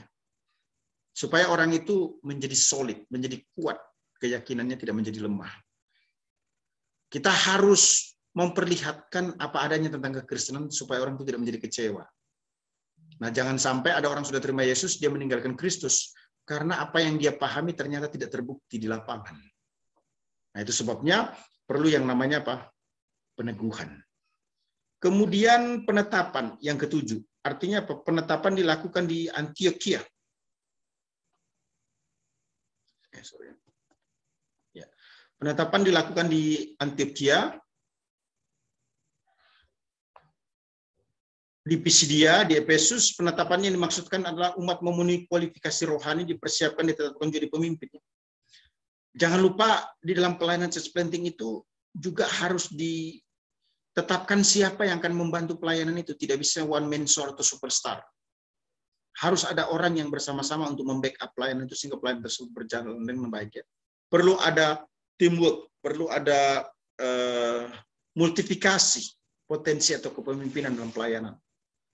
Yang kedelapan, penyerahan, artinya ini terjadi di Antioquia dan Pisidia ya. Dan Efesus, penyerahan berarti kepemimpinan jemaat lokal diserahkan kepada pemimpin setempat yang layak. Penyerahan ini dilakukan karena jemaat lokal dianggap mampu mandiri dan memberikan kesempatan agar mereka menyaksikan lebih nyata lagi bahwa Roh Kudus akan memelihara pelayanan mereka. Kalau dia memang church planter yang terpanggil untuk membuka di tempat yang baru, sebaiknya dia meninggalkan tempat pelayanan itu dan menyerahkan kepada jemaat. Tentu dalam penyerahan itu sudah ada kandidat yang akan meneruskan. Kalaupun dia bersedia meneruskan pelayanan yang sudah dirintis itu, ya dia akan teruskan. Sampai pada waktu yang ditentukan, apakah itu berdasarkan organisasi atau waktu Tuhan. Kemudian yang kesembilan itu disebut penerusan. Di Antioquia, Pisidia ya, dan Efesus, penerusan lebih menekankan padanya pemeliharaan kontinuitas hubungan jemaat dengan pelayan. Nah, ini juga perlu diperhatikan, hubungan yang terlalu jauh terhadap jemaat akan menimbulkan kesan tidak diperhatikan. Namun bila terlalu dekat, besar kemungkinan jemaat akan intervensi dalam pelayanan sehingga pelayan menjadi terganggu dalam menjalankan tugas pelayan. Artinya, seorang church planter harus melakukan penerusan. Tidak membiarkan jemaat yang sudah didirikannya, namun juga tidak intervensi terlalu dalam. Ya, itu maksudnya. Kemudian ke-10 itu pemberitahuan. Paulus memberitahukan perjalanan misi pertama dan perjalanan misi kedua ya. Nah, pemberitahuan ini merupakan laporan lengkap dari hasil pelayanan yang dilakukan oleh seseorang kepada lembaga STT maupun gereja, bahkan juga mungkin kepada sponsorship yang membantu atau mendukung dia. Kemudian kita coba cek 12 metode handal Peter Wagner terkait dengan penanaman gereja ya. 12 ini kalau ditanya yang paling bagus yang mana? Yang paling cocok. Karena dijelaskan jenis ikan juga banyak, bedanya, beratnya, ukurannya, jenisnya, tanah juga berbeda-beda ya. Jadi 12 ini mana yang terbaik? Bisa dikatakan terbaik semua. Lah, masa sih terbaik semua? Yang terbaik mestinya cuma 1 atau 2 dong. Iya, tergantung tempat di mana church planting itu dilakukan. Nah, perhatikan ada yang namanya model-model modalis. Model-model modalis ini ada 4 metode penanaman gereja yang semuanya mengasumsikan bahwa gereja induk akan melahirkan gereja-gereja anak dengan keinginan spesifik, yaitu keturunan ini akan berakhir sebagai gereja-gereja otonom. Ada 4 metode ya. Yang pertama itu disebut bermukim. Ini cara paling umum ya dalam menanam sebuah gereja anak. Secara sederhana berarti anggota-anggota sebuah gereja lokal ditantang untuk membentuk sebuah kelompok inti, dan pada waktu yang ditetapkan orang-orang tersebut akan pindah ya di bawah kepemimpinan penanam gereja menjadi anggota kelompok inti gereja baru. Nah, biasanya diasumsikan bahwa gereja baru akan berada di daerah geografis yang sama sehingga anggota kelompok itu tidak perlu diharapkan berpindah kediaman. Ya enggak apa-apa, tempatnya sama, dia enggak perlu pindah, tapi ibadahnya di tempat yang lain, bukan di tempat yang semula lagi, dengan denominasi yang sama ya. Nah, jadi gereja lokal sebagai gereja pusat itu maksudnya mempergunakan gereja lokal sebagai pusat memiliki beberapa keuntungan untuk melakukan penanaman gereja baru nih ya. Khususnya bila kelompok inti dari satu gereja baru dibentuk oleh orang-orang dari gereja induk. Jadi ada orang-orang dari gereja induk yang betul-betul bersedia ya. Apakah dia pindah atau tidak, sebutlah begitu ya. Lebih baik lagi kalau pindah untuk membuat satu komunitas gereja baru. Yang kedua, kolonisasi, artinya bentuknya bermukim, tetapi lebih radikal ini dibanding dengan bermukim ya. dalam kolonisasi ini gereja baru ditanam dalam sebuah daerah geografis yang berbeda. Anggota-anggota kelompok inti akan berpindah dan mendapatkan rumah-rumah baru, pekerjaan-pekerjaan baru, dan sekolah-sekolah baru di daerah dengan sasaran komunitas. Kemudian adopsi. Adopsi ini mengandung arti seorang orang lain melahirkan, tetapi anak tersebut menjadi bagian daripada keluarga. Artinya tindakan membangun kontak dengan gereja muda, menawarkan bantuan, dan membentuk hubungan seperti keluarga ya, sehingga berfungsi sebagai gereja induk. Itu namanya adoption. Kemudian menjadi orang tua tanpa disengaja. Nah, perlu dipahami sekarang ini pengendalian kelahiran itu tersebar luas ya. Penentuan waktu kelahiran direncanakan oleh para orang tua. Ya. Meskipun demikian, ada kebetulan-kebetulan yang terjadi terkadang, di mana ada beberapa bayi-bayi rohani tidak direncanakan dengan cermat ya. Donald McGavran dan Josh Hunter itu menjelaskan kadang-kadang atas dasar pandangan teologi ada konflik pribadi, ada perselisihan kepemimpinan dan ketidakcocokan tentang prioritas. Ya. Sebuah gereja akan terpecah. Satu bagian akan menarik diri dan memulai gereja lain, dan kedua, jemaat tersebut akan sama-sama terberkati daripada yang dialami sebagai satu gereja. Jadi maksudnya gini, orang itu pindah dari satu gereja lokalnya dan bergabung dengan kita, no problem. Yang penting intinya adalah dia bisa memulai sesuatu yang lebih baik dibanding dia bersatu atau ada dalam gereja itu, tetapi dia tidak bisa bertumbuh, berakar, dan berbuah. Nah, yang kelima itu model satelit. Model satelit. Model satelit itu metode penanaman gereja, ada yang bermukim tadi kan, ada yang kolonisasi, ada adopsi menjadi orang tua tanpa disengaja. Itu semuanya menghasilkan gereja baru yang memperoleh otonomi dari gereja induk. Tapi kalau model satelit ini berbeda ya. Model ini merancang gereja-gereja baru yang sifatnya hanya semi otonom. Itu disebut satelit ya. Jadi mereka masih melanjutkan hubungan organis dengan gereja induk. Kadang-kadang mereka disebut gabungan atau cabang. Dalam banyak kasus gembala senior dari gereja pusat atau induk berfungsi sebagai gembala senior dari setiap satelit.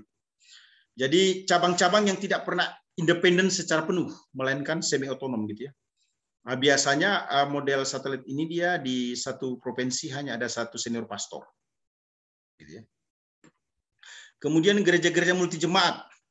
Multijemaat ini adalah kelompok etnik yang berbeda ya. Diatur dengan tepat, sangat efektif di daerah perkotaan di mana banyak orang-orang kelompok-kelompok minoritas yang berbeda hidupnya, baik dari geografis satu dengan yang lainnya. Nah, beberapa gereja multijemaat ini sebenarnya hanya sebagai fasilitas dengan jemaat-jemaat etnik yang tetap otonom ya. Sementara yang lain melangkah cukup jauh untuk mengurus seluruh administrasi gereja. Jadi gereja multijemaat ini adalah merupakan gabungan daripada orang-orang yang berbeda culture-nya. Heterogen dia ya, bukan homogen. Kemudian model multilokasi. Nah, konsep ini ada di bawah satu gereja lokal dipimpin oleh staf yang sama dengan satu pendaftaran keanggotaan dan satu anggota yang dimiliki menempati 2 atau 3 properti gereja, menyelenggarakan kebaktian setiap minggu yang jumlahnya lebih dari 1. Jadi dia sebut saja namanya gereja A, tapi dia ada di mana-mana, ya, multilokasi. Tapi dia sebenarnya itu kepemimpinannya dari satu orang saja. Yang lain itu menjadi staf gereja. Kemudian model-model sodalitas, ya. Nah, model-model sodalitas ini gereja lokal dengan model di luar gereja lokal dalam satu badan yang terpisah ya. Contohnya apa? Contohnya itu tim misi. Tim misi. Nah, caranya sangat umum ya, penanaman gereja baru dilakukan ya. Sebuah badan penanaman gereja direkrut, ada pembiayaan, ada sponsor sehingga terjadi rekrutmen, ada pekerja-pekerja untuk menanam gereja baru. Ini namanya tim misi. Kemudian ada penanaman gereja katalis ya. Penanaman gereja katalis itu apa? Kita mengaruniakan dan memanggil beberapa orang yang istimewa sebagai penanam gereja-gereja katalis ya. Mereka pergi ke satu daerah yang baru, mengembangkan sebuah kelompok inti dari satu jemaat baru, dan kemudian berpindah dan melakukannya lagi ke daerah yang lain. Itu disebut katalis ya. model alkitabiah dari seorang yang penanam gereja Katalis ini seperti Rasul Paulus ya. Ketika Paulus pergi ke suatu tempat yang baru, dia melakukan apa yang diperlukan untuk memulai gereja atau jemaat yang baru, dan tinggal di sana untuk beberapa waktu, kemudian dia pindah lagi. Kemudian gembala pendiri. Maksudnya gembala pendiri diutus oleh badan bukan hanya untuk membangun kelompok inti, tapi untuk menggembalakan jemaat baru untuk satu periode waktu yang tidak pasti ya. Mungkin ini menjadi model sodalitas yang paling umum digunakan untuk memulai gereja-gereja. Nah, kemudian penanaman gereja independen. Penanaman gereja independen itu apa? Pergi atas kehendak mereka sendiri untuk memulai gereja baru. Dalam penggunaan istilah yang lebih tegas, ini bukan merupakan model sodalitas ya, kecuali adanya fakta penanam gereja independen ini membangun diri mereka sebagai suatu jenis sodalitas. Jadi atas inisiatif sendiri, kira-kira begitulah ya. Kemudian ada lagi yang namanya penanaman gereja rasuli. Nah, rasul mengkonfirmasi panggilan mereka untuk pelayanan sepenuh waktu ya, melatih mereka, mentabiskan mereka dan mengutus mereka untuk menanam sebuah gereja. Gereja baru secara khas bukan merupakan sebuah satelit loh ya, tapi gereja yang otonom, memiliki peraturan dan properti yang dimiliki oleh mereka sendiri, gembala dan jemaat menjadi satu, ya, tinggal dalam satu otoritas, ya, para rasul. Nah, karena itu disebut sebagai gereja rasuli. Jadi otoritas rasul bukanlah otoritas hukum, tetapi otoritas secara spiritual, gitu ya. Ada lagi teori 7 proses handal untuk penanaman gereja menurut Joseph Thomson, ini luar biasa ya. Yang pertama dia bilang kenali wilayah yang membutuhkan. Ya, bisa dicek dalam Keluaran 1 ya, yang menggambarkan umat Allah sebagai orang-orang yang kekurangan dan dijajah dengan kejam. Mereka hidup dalam kegelapan, semakin besar kegelapan, semakin besar kebutuhan akan terang itu ya. Kemudian otoritas yang sesuai, Keluaran 2 ya, di mana orang Kristen yang terlatih dan bermaksud baik untuk menanam gereja baru saja belum cukup ya. Kita perlu memastikan bahwa Allah telah menunjuk waktu yang tepat, mengurapi orang tersebut, dan mencurahkan kekuatan rohani ilahi untuk tugas maksud tersebut. Nah, dalam hal ini Musa memang sudah membunuh orang Mesir yang jahat ya, tetapi perbuatannya itu tidak memberi kemenangan atas bangsa Mesir, ataupun memberinya hak untuk memimpin bangsa Yahudi menuju kemerdekaan. Musa memang memenangkan sebuah peperangan yang kecil, yang akibatnya melukai dirinya daripada menolong, dan ini menjadikan Musa memiliki otoritas rohani. Kemudian menerima kuasa ilahi. Nah, kalau kita perhatikan Keluaran 3, Musa berjumpa dengan Allah melalui semak yang terbakar. Di sana Musa menerima mandat dan promosi, cetak biru lah ya, dari Allah untuk melepaskan bangsa Israel keluar dari penderitaan mereka. Kemudian selanjutnya adalah membuat persiapan praktis ya. Keluaran pasal 4. Tuhan sudah berbicara kepada Musa mengenai keinginannya untuk membebaskan bangsa Yahudi, bangsa Israel melalui kepemimpinannya. Ada hal-hal praktis yang perlu dipersiapkan. Ya, contohnya apa? Ada tanda nyata dari Allah ayat 2-7 ya. Kemudian ada teman ayat 14-16. Kemudian kepatuhan pada otoritas yang ditegaskan dilegasikan oleh Allah ayat 18 ya. Dan banyak lagi yang lain. Kemudian berani menghadapi benteng iblis, Keluaran 5 sampai dengan 11 ya.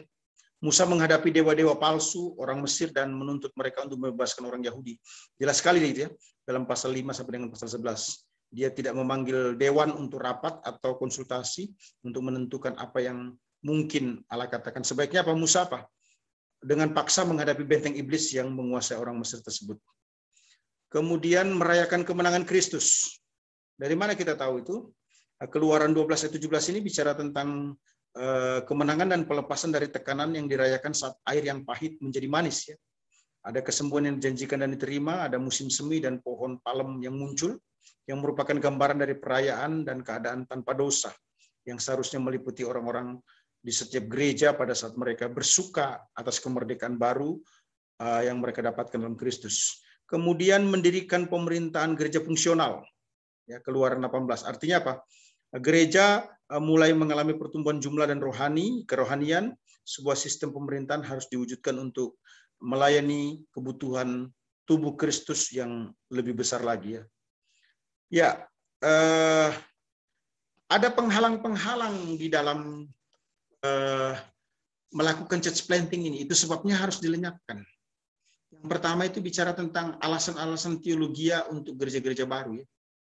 Prinsipnya sederhana, tetapi seringkali fakta sukar dipahami bahwa setiap generasi baru harus diinjili di masanya sendiri.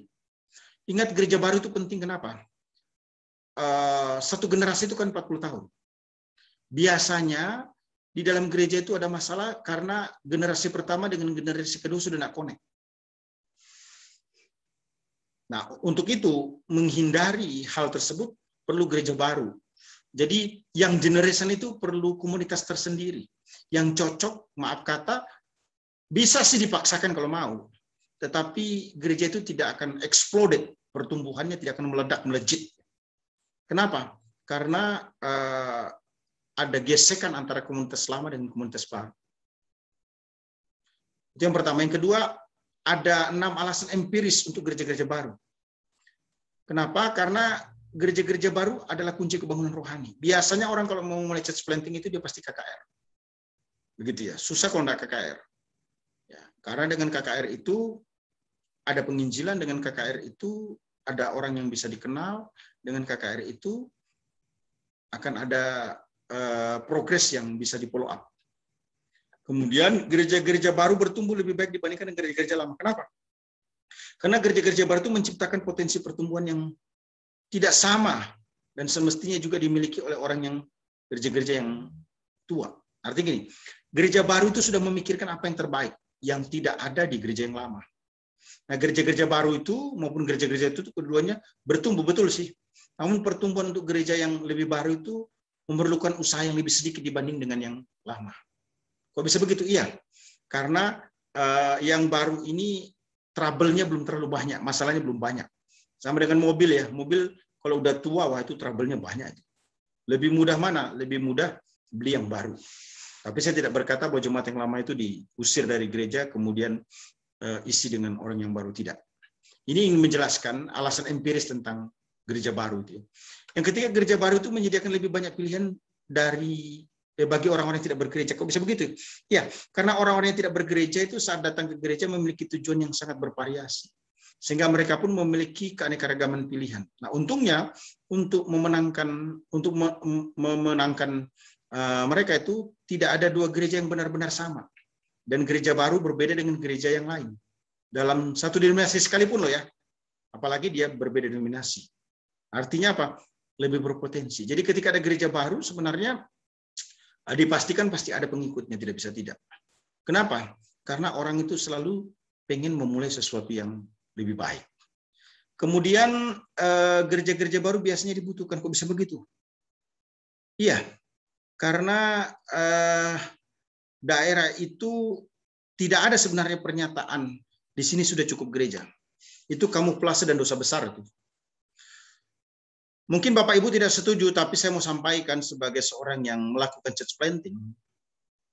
Maka saya mau katakan, jika ada gereja 10 di tempat itu, buka lagi. Kok bisa? Iya. Karena munculnya gereja baru itu akan mengakibatkan gereja yang sudah ada akan melakukan evaluasi dan pelayanan lebih baik lagi. Tapi ingat, gereja baru bukan mencuri domba orang atau mancing di kolam orang lain loh ya. Gereja baru dibuat untuk memenangkan jiwa baru. Kemudian yang kelima, gereja-gereja baru membantu denominasi tetap hidup. Iya, kok bisa begitu? Karena gereja-gereja sebagaimana layaknya orang dapat mati. Bahkan untuk tinggal dalam keadaan tanpa pertumbuhan. Denominasi-denominasi itu perlu mengganti gereja mereka yang mati. Jadi perlu untuk memulai setidaknya beberapa gereja-gereja baru setiap tahun. Kecuali para pemimpinnya mengabaikan kelangsungan hidup denominasi tersebut. Ingat, ketika kita berhenti menanam gereja, hati-hati. Jemaat kita pasti berkurang, dan kalau kita tidak siuman, ya gereja itu bisa tutup. Bahaya. Yang keenam, gereja-gereja baru membantu memenuhi kebutuhan Kristen yang sudah ada. Kok bisa begitu? Iya. Karena tidak ada gereja di masa saya yang pernah bergabung yang meminta saya berjanji sampai kematian memisahkan. Jadi tidak ada gereja itu yang bisa berkata kamu di tempat ini sampai mati ya. Nggak ada. Karena hubungan dengan Kristus itu bukan bersifat organisasi, tapi bersifat spiritual. Keyakinan kita kepada Kristus sekali untuk selama-lamanya itu faith, bukan organisasi. Walaupun saya sepakat orang yang ada dalam satu gereja lokal sampai mati, itu penting. Ya, tapi tidak bermakna bahwa orang kalau keluar dari gereja itu berdosa atau organisasi. Saya tidak melonggarkan ya, jemaat atau hamba Tuhan untuk mudah berpindah, tidak. Yang saya mau sampaikan di sini apa? Semangat church planting itu ya. Ada keberatan-keberatan pragmatis terhadap penanaman gereja ya. Misalnya apabila Anda merencanakan sebuah gereja lokal untuk berinisiatif dalam mengutus anggota-anggota, memulai sebuah gereja baru, beberapa orang akan mengungkapkan ketakutan. Aduh, takut kita kalau membuat gereja baru. Ini nyedot duit dari gereja induk lagi nih, bahaya. Ya. Biayanya terlalu tinggi. Jangan. Gitu ya. Jadi tidak perlu melakukan penanaman gereja. Nah, itu keberatan-keberatan pragmatis. Ya. Ada lagi yang namanya keberatan-keberatan etis. Aduh, enggak enak kalau kita buka gereja baru. Kenapa? Jemaat yang di sini ini sudah mesra.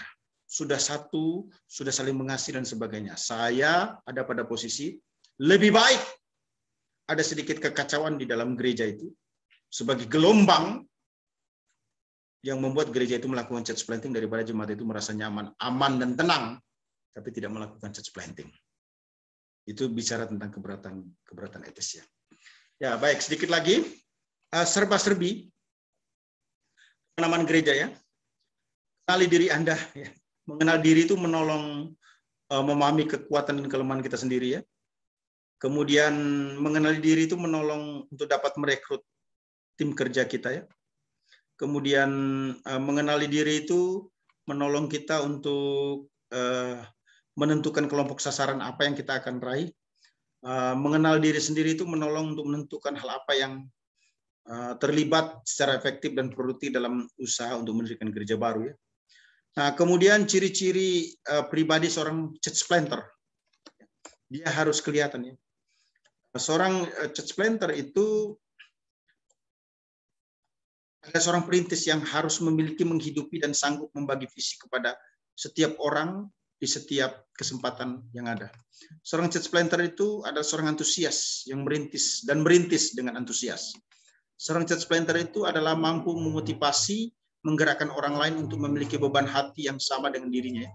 Seorang church planter itu seorang yang memiliki kemampuan membangun dan memelihara hubungan antar pribadi kepada orang yang sudah percaya maupun yang belum percaya.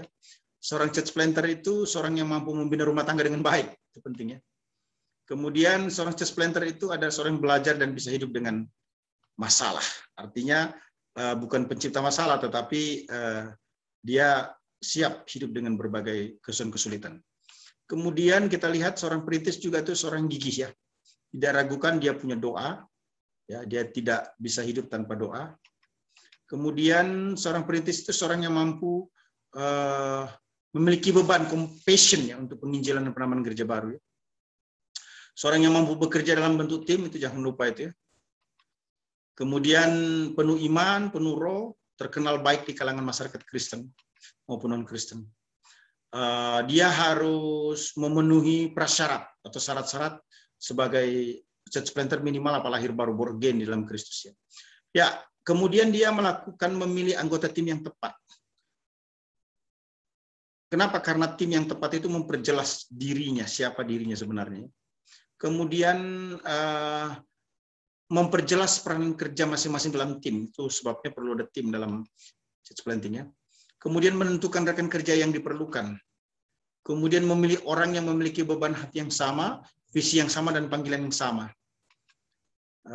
Kemudian memilih orang yang bisa bekerja dalam bentuk tim, karena individu yang baik belum tentu bisa menjadi anggota yang baik dalam satu tim, itu penting ya. Kemudian memilih orang yang memiliki karakter yang bisa dipercaya, mencakup komitmen, ketaatan, kesetiaan kepada kita dalam pelayanan bersama dan kepada tim ya. Nah, peran-peran dalam tim. Ada sebagai penginjil, ada sebagai pemimpin ibadah, ada sebagai gembala, ada pengorganisir, ada penggerak, ya, ada koordinator keuangan, pelayanan anak, dan sebagainya. Ya. Nah, kemudian ketika church planting itu dilakukan, maka jangan lupa menggalang mitra doa, buat surat relasi, artinya membangun network gitu ya. Galang mitra dana gitu ya. Doa tadi, kemudian 2 relasi, kemudian dana, yang ketiga itu memilih kelompok, yang keempat itu memilih kelompok sasaran ya. Nah, ketika church planting itu sudah dilakukan ya, maka apa yang perlu dilakukan selanjutnya kalau sudah church planting itu sudah ada? Membangun ibadah awal yang ideal. Idealnya ibadah seperti apa yang harus dilakukan? Membentuk struktur organisasi. Ada otoritas yang harus diberlakukan di dalam pelayanan itu, menyediakan tempat persemaian ya. Kemudian langkah-langkah praktis yang konsisten untuk penanaman gereja, lokasinya harus ditetapkan, kelompok sasarannya, pendekatannya seperti apa ya.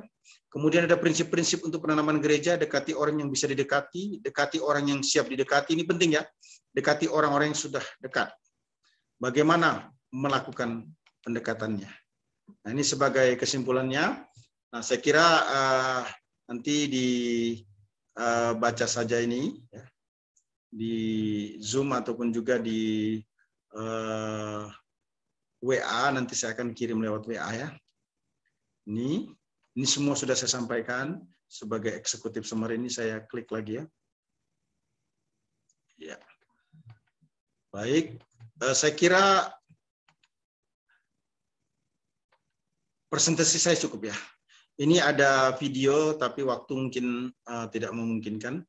Dari Dr. Chris Marantika yang diwawancara di Amerika, merupakan seorang church planter yang luar biasa dengan Vision Indonesia for Christ 111. Artinya seorang alumni mendirikan satu gereja di satu desa dalam generasinya ya.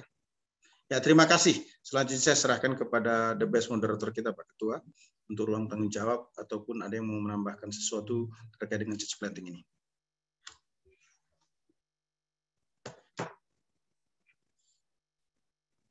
Silakan.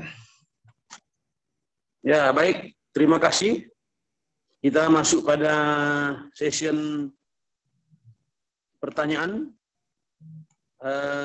Di kolom chat ada pertanyaan dari Bapak Beni Dato. Mohon izin bertanya, pada bagian 3 dengan poin persiapan penanaman gereja, dengan subpoin 8-9 yaitu penyerahan dan penerusan. Pertanyaannya, apakah menjadi suatu keharusan untuk menyerahkan pelayanan yang sudah dirintis dengan susah payah itu kepada penerus yang hanya semangat di awal? Apakah yang harus dilakukan untuk dapat meneruskan pelayanan itu walau tempat sudah berjauhan? Demikian. Wow, ini menarik ini ya, menarik. Terima kasih nih Pak Beni. Luar biasa nih. Saya kira yang bertanya tentu menjadi church planter ya. Sebab pertanyaannya tidak akan muncul kalau bukan merupakan pergumulan dalam pelayanan ya. Menarik ini ya, saya baca ulang. Di poin ketiga itu ada persiapan penanaman gereja. Poin 8 itu ada penyerahan dan penerusan ya. Dia bilang, apakah satu keharusan menyerahkan pelayan yang sudah dirintis dengan susah payah kepada penerus yang hanya semangat? Enggak. Jangan pernah menyerahkan pelayanan kepada orang yang hanya memiliki semangat. Nah, itu sebabnya waktu dalam pelayanan church planting ini kan pasti ada orang yang bersama dengan kita yang menjadi tim atau mitra. Kita sudah bisa menilai siapa yang akan bisa meneruskan ini. Sebab kalau hanya dengan semangat tidak cukup, semangat itu akan memperkuat penerusan pelayanan tidak cukup. Perlu ada dedikasi, perlu ada sacrifice, perlu ada integrity yang meyakinkan kita bahwa ini diserahkan tidak membuat jadi kecil, jadi hilang, tetapi jadi besar. Harapan penyerahan itu kan jadi besar, Pak. Bukan jadi kecil, apalagi jadi hilang. Gitu ya. Nah, untuk mendapatkan penerusan tadi bisa dari kaderisasi kita di lokal, ya, atau orang yang dipersiapkan, tapi yang punya kualifikasi, ya. Terus bagaimana kalau tempatnya yang berjauhan? Ya begini, kita perlu melihat sedikit ke kota ya. Di kota itu kebaktian bisa hari Minggu itu bisa 6-8 kali. Jam 6 sampai jam 8 pagi, jam 8 sampai jam 10, jam 10 sampai jam 12, jam 12 sampai jam 2, jam 2 sampai jam 4, jam 4 sampai jam 6, jam 6 sampai jam 8, udah 7 kali. Itu kalau 2 jam, 2 jam. Ya udah kalau berjauhan, di Amerika teman saya itu bisa ngedrive 5 jam untuk melakukan pelayanan yang kedua. Jadi pagi-pagi dia sudah ibadah, sebutlah jam 6 sampai jam 8, kemudian ya ngobrol-ngobrol paling 1 jam. Jam 9 dia sudah harus berangkat, 5 jam nyampe. Kembali lagi, panggilan dia. Jangan pernah serahkan pelayanan itu kepada orang yang Anda tidak dapat bisa percayai.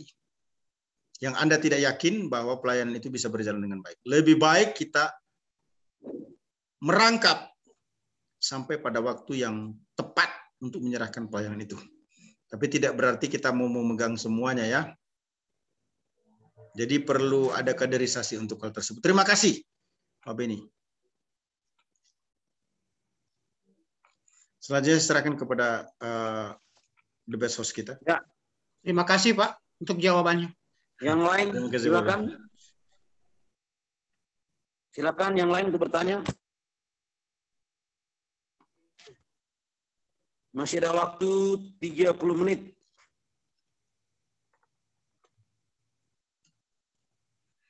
Mungkin ada yang mau menambahkan pengalaman sharing, ya sedikit curhat juga nggak apa-apa lah. Saya kira ini penting sekali untuk melakukan church planting ini ya. Karena church planting ini akan membuat mahasiswa bersemangat untuk mendirikan jemaat-jemaat baru ya. Dibanding berharap menunggu mutasi gitu ya. Ya mujurlah kalau dapat di tempat yang basah, gitu kan? Tapi kalau tidak dapat di tempat yang basah, kenapa tidak mulai dari sesuatu yang kecil, yang baru? Ya, terima kasih. Silakan. Pak Freddy, bagaimana pengalaman di Batam? Bisa mungkin dibagi? Ya, silakan sharing. Oke, terima kasih sharing ya. Ya, sharing. Silakan Pak Ferdi. Puji Tuhan, terima kasih Pak untuk materi. Saya mendapatkan ilmu lagi dalam arti misi penginjilan dalam hal penanaman gereja. Iya. Memang sudah sekitar 4 tahun lebih ya, sudah 5 tahun. Di Batam 5 tahun kita merintis di Batam dengan daya upaya yang bisa dikerjakan. Saya tertarik dengan materi tadi, bagaimana memulai pelayanan dan bagaimana strategi-strategi, metode-metode yang dipakai untuk di dalam pelayanan. Memang pada kami di sini memang sedikit berbeda dengan tempat-tempat yang lain.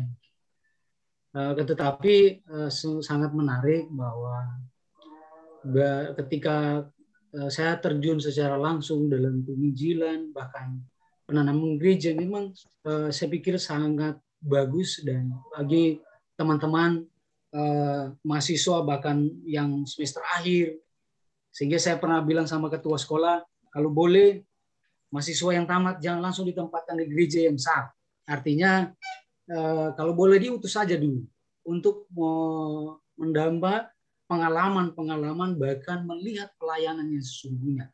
Bukan berarti di gereja besar bukan pelayanan sesungguhnya, tetapi kita akan mengalami sesuatu yang luar biasa. Seperti saya ketika merintis di sini, yang pertama yang saya lakukan adalah ketika saya diutus di Batam, pertama saya nggak tahu Batam itu seperti apa, dan pun saya nggak tahu Batam itu di mana. Itu yang pertama ketika diinformasikan kepada saya oleh ketua sinode. Jadi yang pertama saya cari di peta, di mana sih Batam itu. Akhirnya puji Tuhan rupanya masih di Indonesia. Saya pikir dari luar Indonesia. Rupanya masih di Indonesia, dan memang tidak tahu sama sekali Batam itu. Jadi saya berpikir ketika saya datang di Batam ini, saya tidak tahu situasi Batam, nggak pernah datang, nggak pernah, pokoknya kosong lah.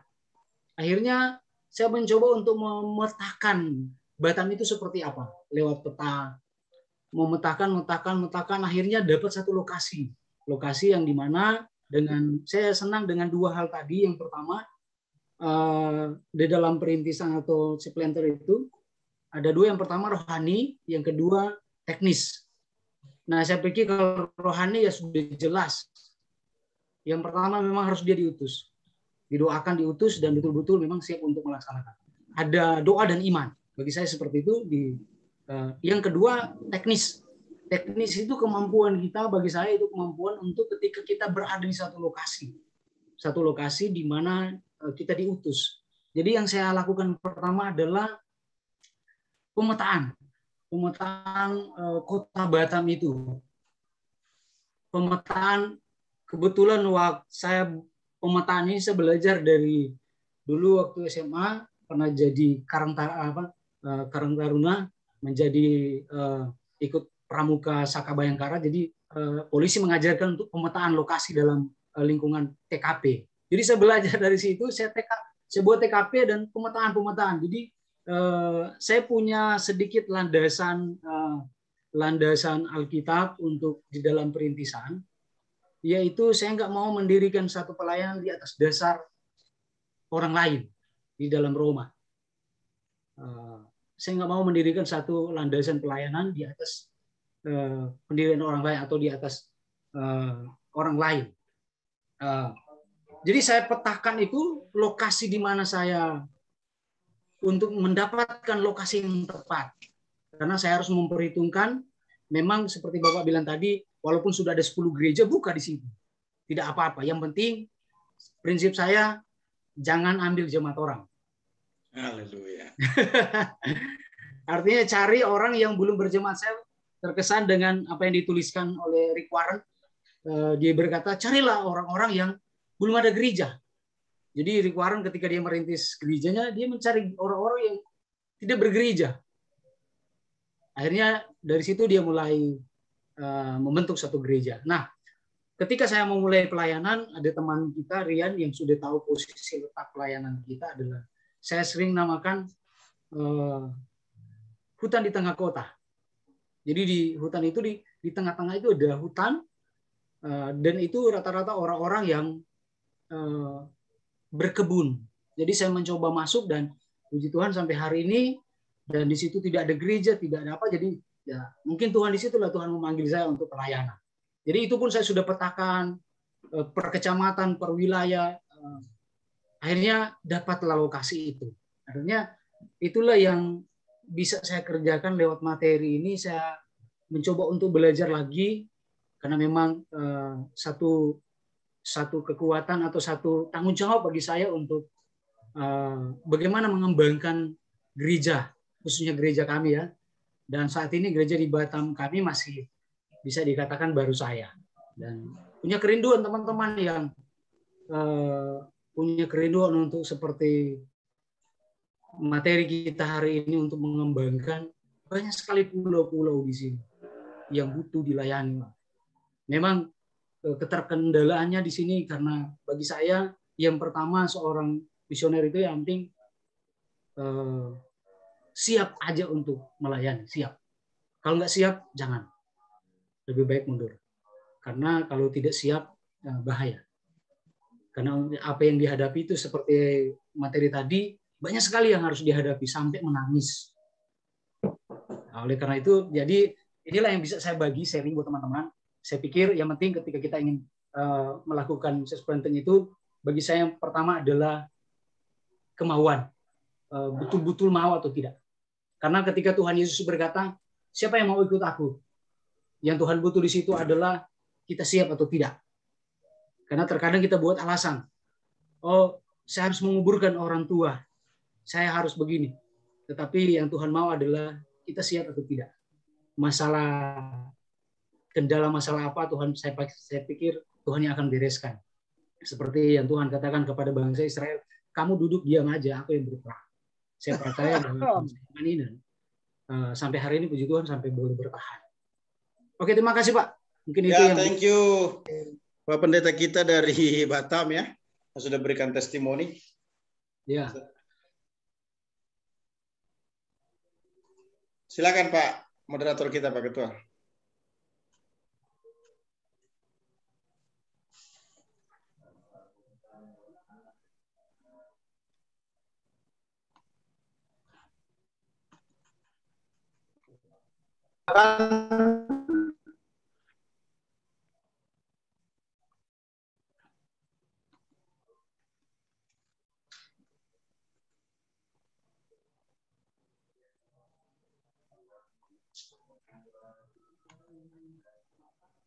Masih ada 15 menit.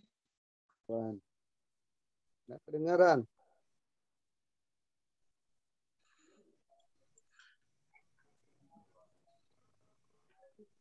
Halo. Suaranya tidak jelas. Ya, sudah kedengaran. Silakan senior kita ini Pak Martin. Berikan Mungkin masih testimoni ada dulu, yang Pak. mau ingin tambahkan. Ada pengalaman, silakan. Ya, Halo, terima kasih. Halo, Ya, Pak silakan Ibu. Martin. ini bukan Pak Martin, ini ibunya Pak Martin. Pak Martin lagi lemas, kurang sehat. Ada. Ya, bisa bagi saja. Iya, Oleh silakan. istrinya. Shalom. Shalom, shalom. Terima kasih atas kesempatan. Tuhan. Ini hanya sharing saja. Saya memang belum mendaftar ya jadi peserta, tapi saya sudah banyak kali dengar materi-materi yang disampaikan oleh Dokter. Sungguh bagus. Saya banyak berkat yang saya peroleh ketika mendengar beberapa penjelasan tentang penginjilan. Ya, saya hanya bagi pengalaman sedikit. Mungkin ada kekurangannya atau mungkin juga bisa dijadikan pengalaman juga. Saya memang ya sejak kecil lah sudah mengenal, sudah setia di gereja. Bahkan masih usia muda, saya sudah menjadi guru sekolah minggu. Guru sekolah minggu sejak masih kelas 3 SMP. Nah, saya punya kerinduan untuk melayani, walaupun hanya lewat sekolah minggu. Saya ingin membawa anak-anak sekolah minggu untuk walaupun masih kecil bisa mengenal Yesus secara pribadi. Dan pengalaman saya ketika saya menjadi guru sekolah minggu, saya menjadi guru sekolah minggu di Desa Karondoran. Lalu saya melihat ada jemaat, ya mohon maaf, jemaat Gereja Kristen Bahtera Injil yang di luar Desa Karondoran. Terus saya berbeban, saya berpikir, saya ingin membantu anak-anak yang ada di luar Desa Karondoran untuk mengaktifkan sekolah minggu ini. Lalu saya inisiatif bentuk sekolah minggu di desa yang lain. Dari desa lain, saya bentuk sekolah minggu, lalu saya tetap mengajar di dua desa, di Desa Karondoran dan desa lain. Lalu dari sekolah minggu ini yang saya bentuk di desa yang lain, lama-kelamaan orang tua sudah senang mengikuti atau mendengar cerita-cerita firman khusus anak-anak sekolah minggu. Dan ada satu saat karena dan orang tua juga sudah ingin mandiri, maka dari situ terbentuklah satu gereja yang baru. Satu gereja yang baru di desa itu. Nah, karena sudah ada gereja yang baru di desa itu, saya punya beban lagi. Ada jemaat lagi yang lain di luar Desa Karondoran. Saya mulai dari sekolah minggu. Jadi saya bentuk sekolah minggu dan lama-kelamaan di sana juga terbentuklah gereja.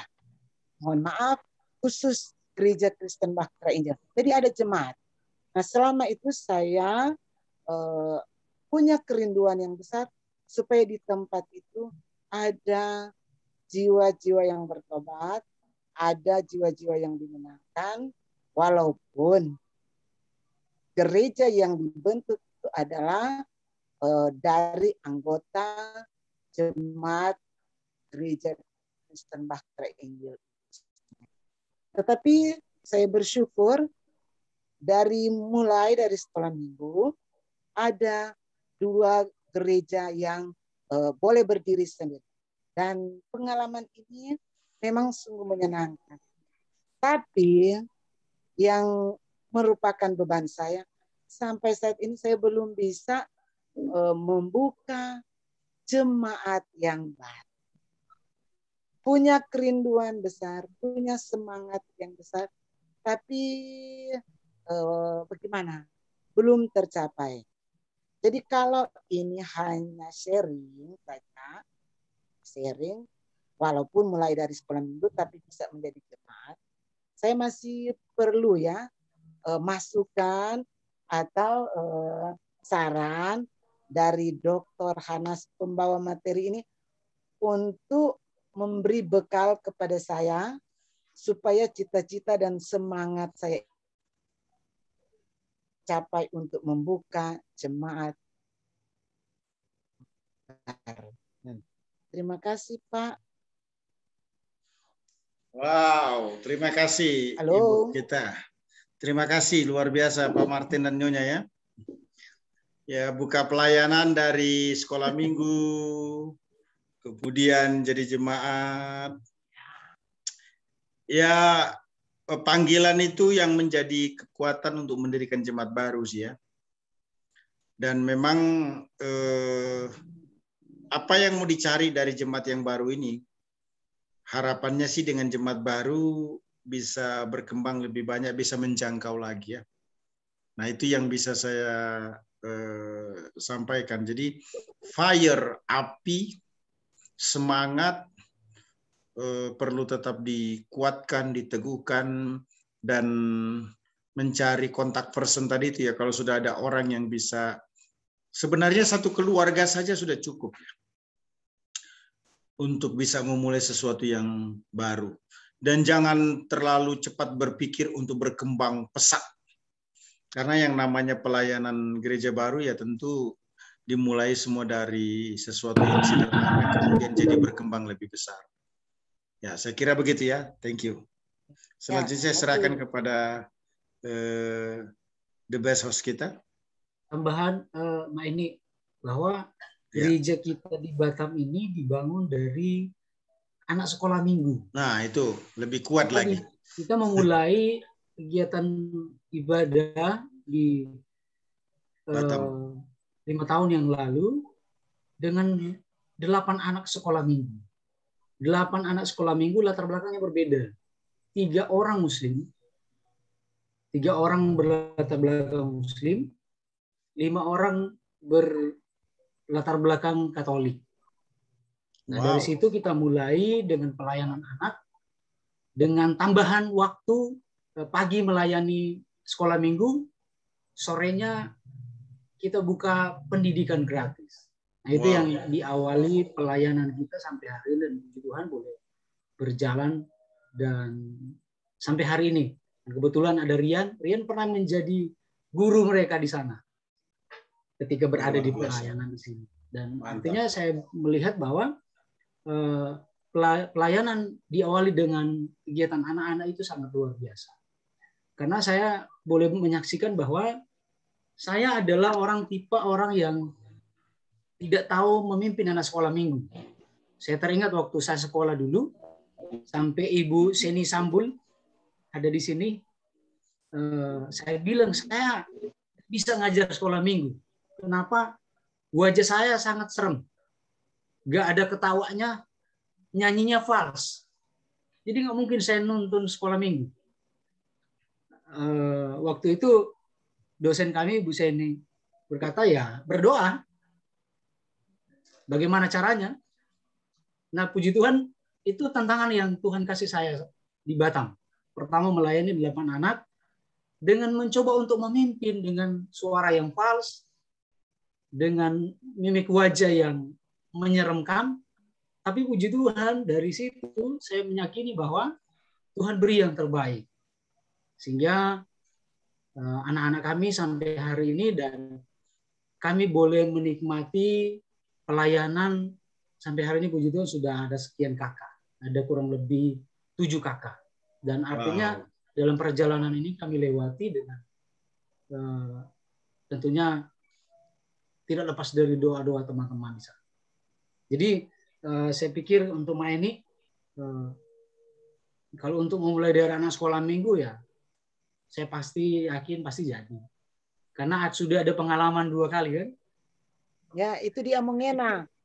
Di sekolah minggu Amongena dulu. Ya, sekolah minggu Semarayar juga. Iya. Artinya itulah menjadi pengalaman kami. Ya. Gereja kita di sini dilahirkan dari 8 anak sekolah minggu yang latar belakangnya berbeda. Makasih, Pak. Ya, terima kasih. Silakan Pak Moderator. Ya, baik. Ada pertanyaan yang masuk di kolom chat ini. Tadi ada penjelasan tentang tanah dan ikan. Saya tertarik dengan tanah dan tanah yang subur.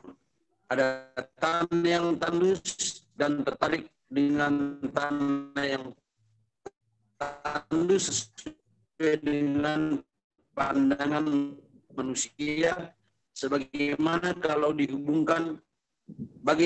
dihubungkan dengan ada yang menanam, menyiram, tetapi Allah yang memberi pertumbuhan. Ya, terima kasih. Dari Pendeta Hence. Ya, terima kasih Pak Hence, Pak Pendeta Hence. Ya, memang jenis tanah itu banyak ya. Ada yang berbatuan, ada yang subur. Nah, kalau kita bicara tentang church planting, penanaman gereja memang sudah menjadi tanggung jawab dari seorang church planter untuk membuat tanah itu menjadi subur. Pekerjaan kita lah yang membuat tanah yang kurang subur itu menjadi subur. Pekerjaan kita lah yang membuat tanah yang berbatuan itu, yang banyak onak dan durinya itu untuk dibersihkan dan dirapikan. Dan kita harus punya keyakinan bahwa Allah akan menumbuhkannya. Ya. Nah, dengan demikian, don't give up, jangan pernah menyerah. Mungkin bukan kita yang akan melihat buah atau hasil daripada pelayanan itu, tapi mungkin orang lain. Tapi yang pasti, kita sudah terlibat atau andil. Saya tidak perlu menyebutkan pelayanan yang saya lakukan di Sulawesi Utara ini, tapi saya pernah merintis jemaat di Sulawesi Utara ini, dan saya senang. Walaupun yang saya layani, jujur saja, 1 tahun lebih itu 2 orang. Jadi khotbah saya semangat di depan 2 orang suami istri. Namun akibat dari 2 orang yang kita layani itulah sekarang gereja berdiri di Minahasa. Karena setelah saya tinggalkan ada yang meneruskan. Ya artinya apa? Saya diizinkan Tuhan untuk merintis, tapi tidak diizinkan Tuhan untuk menuainya ya. Jadi begitu. Pelayanan pasti diberkati, tidak mungkin tidak. Kalau Tuhan mengizinkan kita hanya menjadi orang yang menabur, ingat baik-baik, mungkin kita akan menuai di tempat yang lain. Jadi tidak mungkin tidak diberkati. Pasti diberkati. Itu sudah pernyataan yang utuh. Jangan khawatir, jangan pernah menyerah. Kalau ingin melihat langsung hasilnya, bertahanlah di tempat itu. Sampai pelayanan itu berbuah-buah ya. Ada banyak jiwa yang dimenangkan, ada banyak orang yang tergabung dengan local church. Tapi kalaupun ingin melakukan di tempat yang lain, karena begini, saya punya teman, dia melakukan pelayanan sekitar 10 tahun di Depok. Di Tanjung Priok maksud saya, di Tanjung Priok. Kurang menghasilkan. Tapi ketika dia pindah di Belitung, wow. Dalam jangka waktu 2-3 tahun jemaat itu berkembang dengan pesat. Nah, ini ada perhatian buat kita. Mungkin kalau kita sudah terlalu lama di tempat itu kurang berkembang, jangan-jangan Tuhan menginginkan kita untuk pindah ke tempat yang lain. Gitu ya. Tapi juga jangan terlalu terburu-buru dan jangan terlalu emosi lah ya. Saya sih memahami pelayanan itu 5 tahun ya. Harus standar pertama itu 5 tahun. Lihat, 5 tahun itu ada perkembangan signifikan. Nah, kalau enggak, ya perlu melirik yang lain. Makanya sebagai church planter penting sekali untuk membuka pelayanan bukan hanya di satu tempat ya, tapi juga di tempat yang berbeda, tentunya yang bisa dijangkau supaya pelayanan ini menjadi maksimal. Yakin tidak sia-sia, Pak Pendeta Hinco ya. Kalau sudah buka pelayanan di satu tempat, yakin tidak sia-sia. Kalau kita tidak bisa bertahan di situ, pastikan di tempat yang lain kita akan berkembang, dan orang lain yang akan meneruskan pasti jadi berkembang. Saya kira begitu.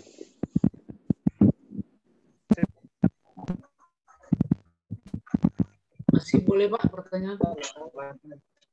Ada pertanyaan Pak, masih bisa?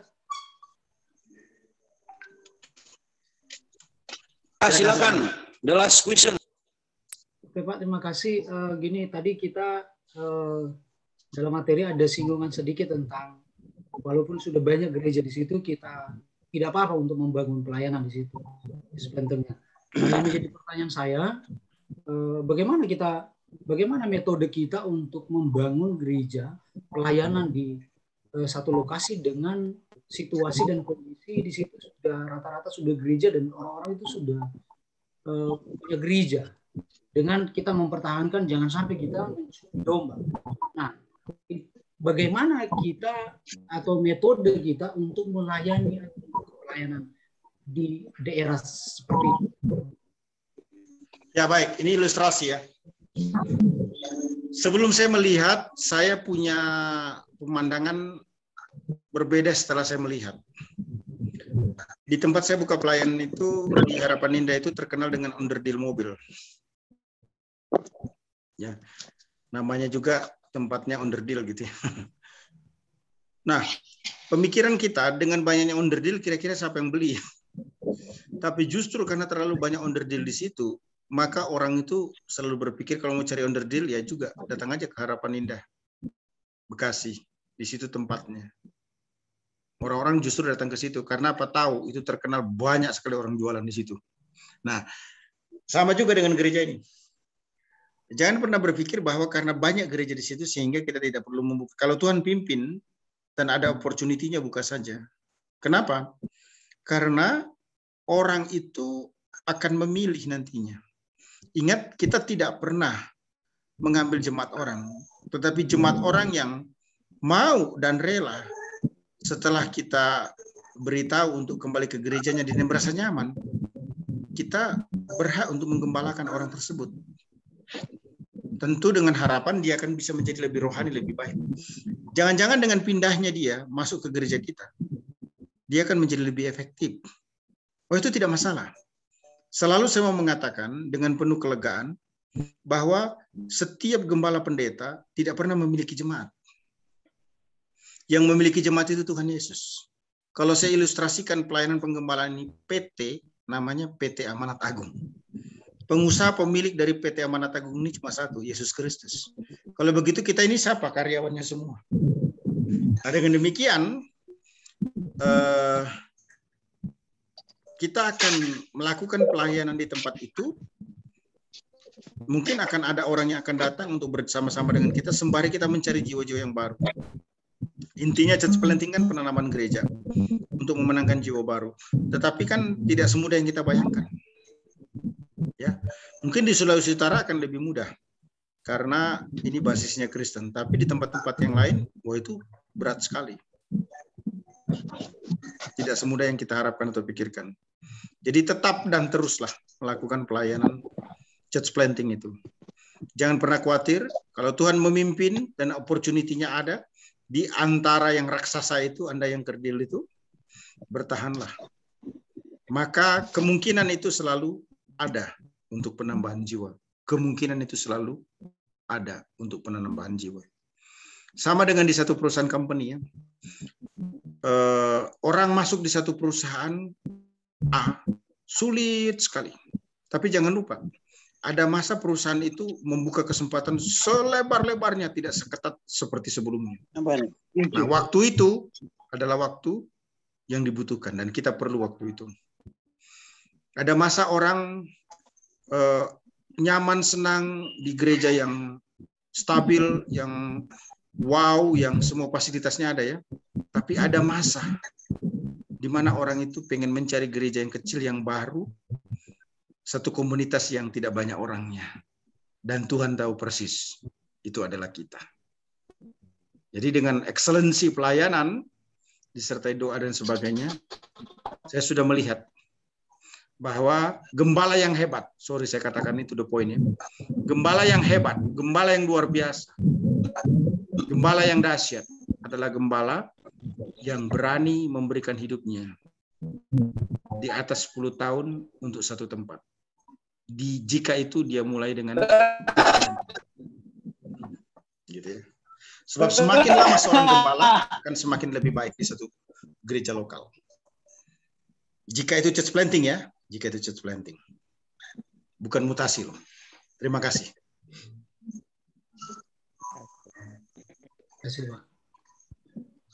Terima kasih.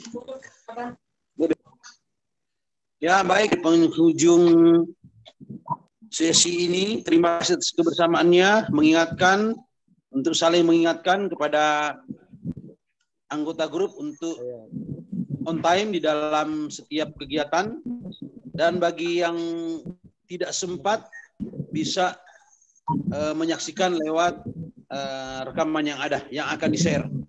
Ya. Terima kasih atas kebersamaannya. Saya percaya bahwa kita semua diberkati di dalam materi yang kita baru dengarkan bersama-sama.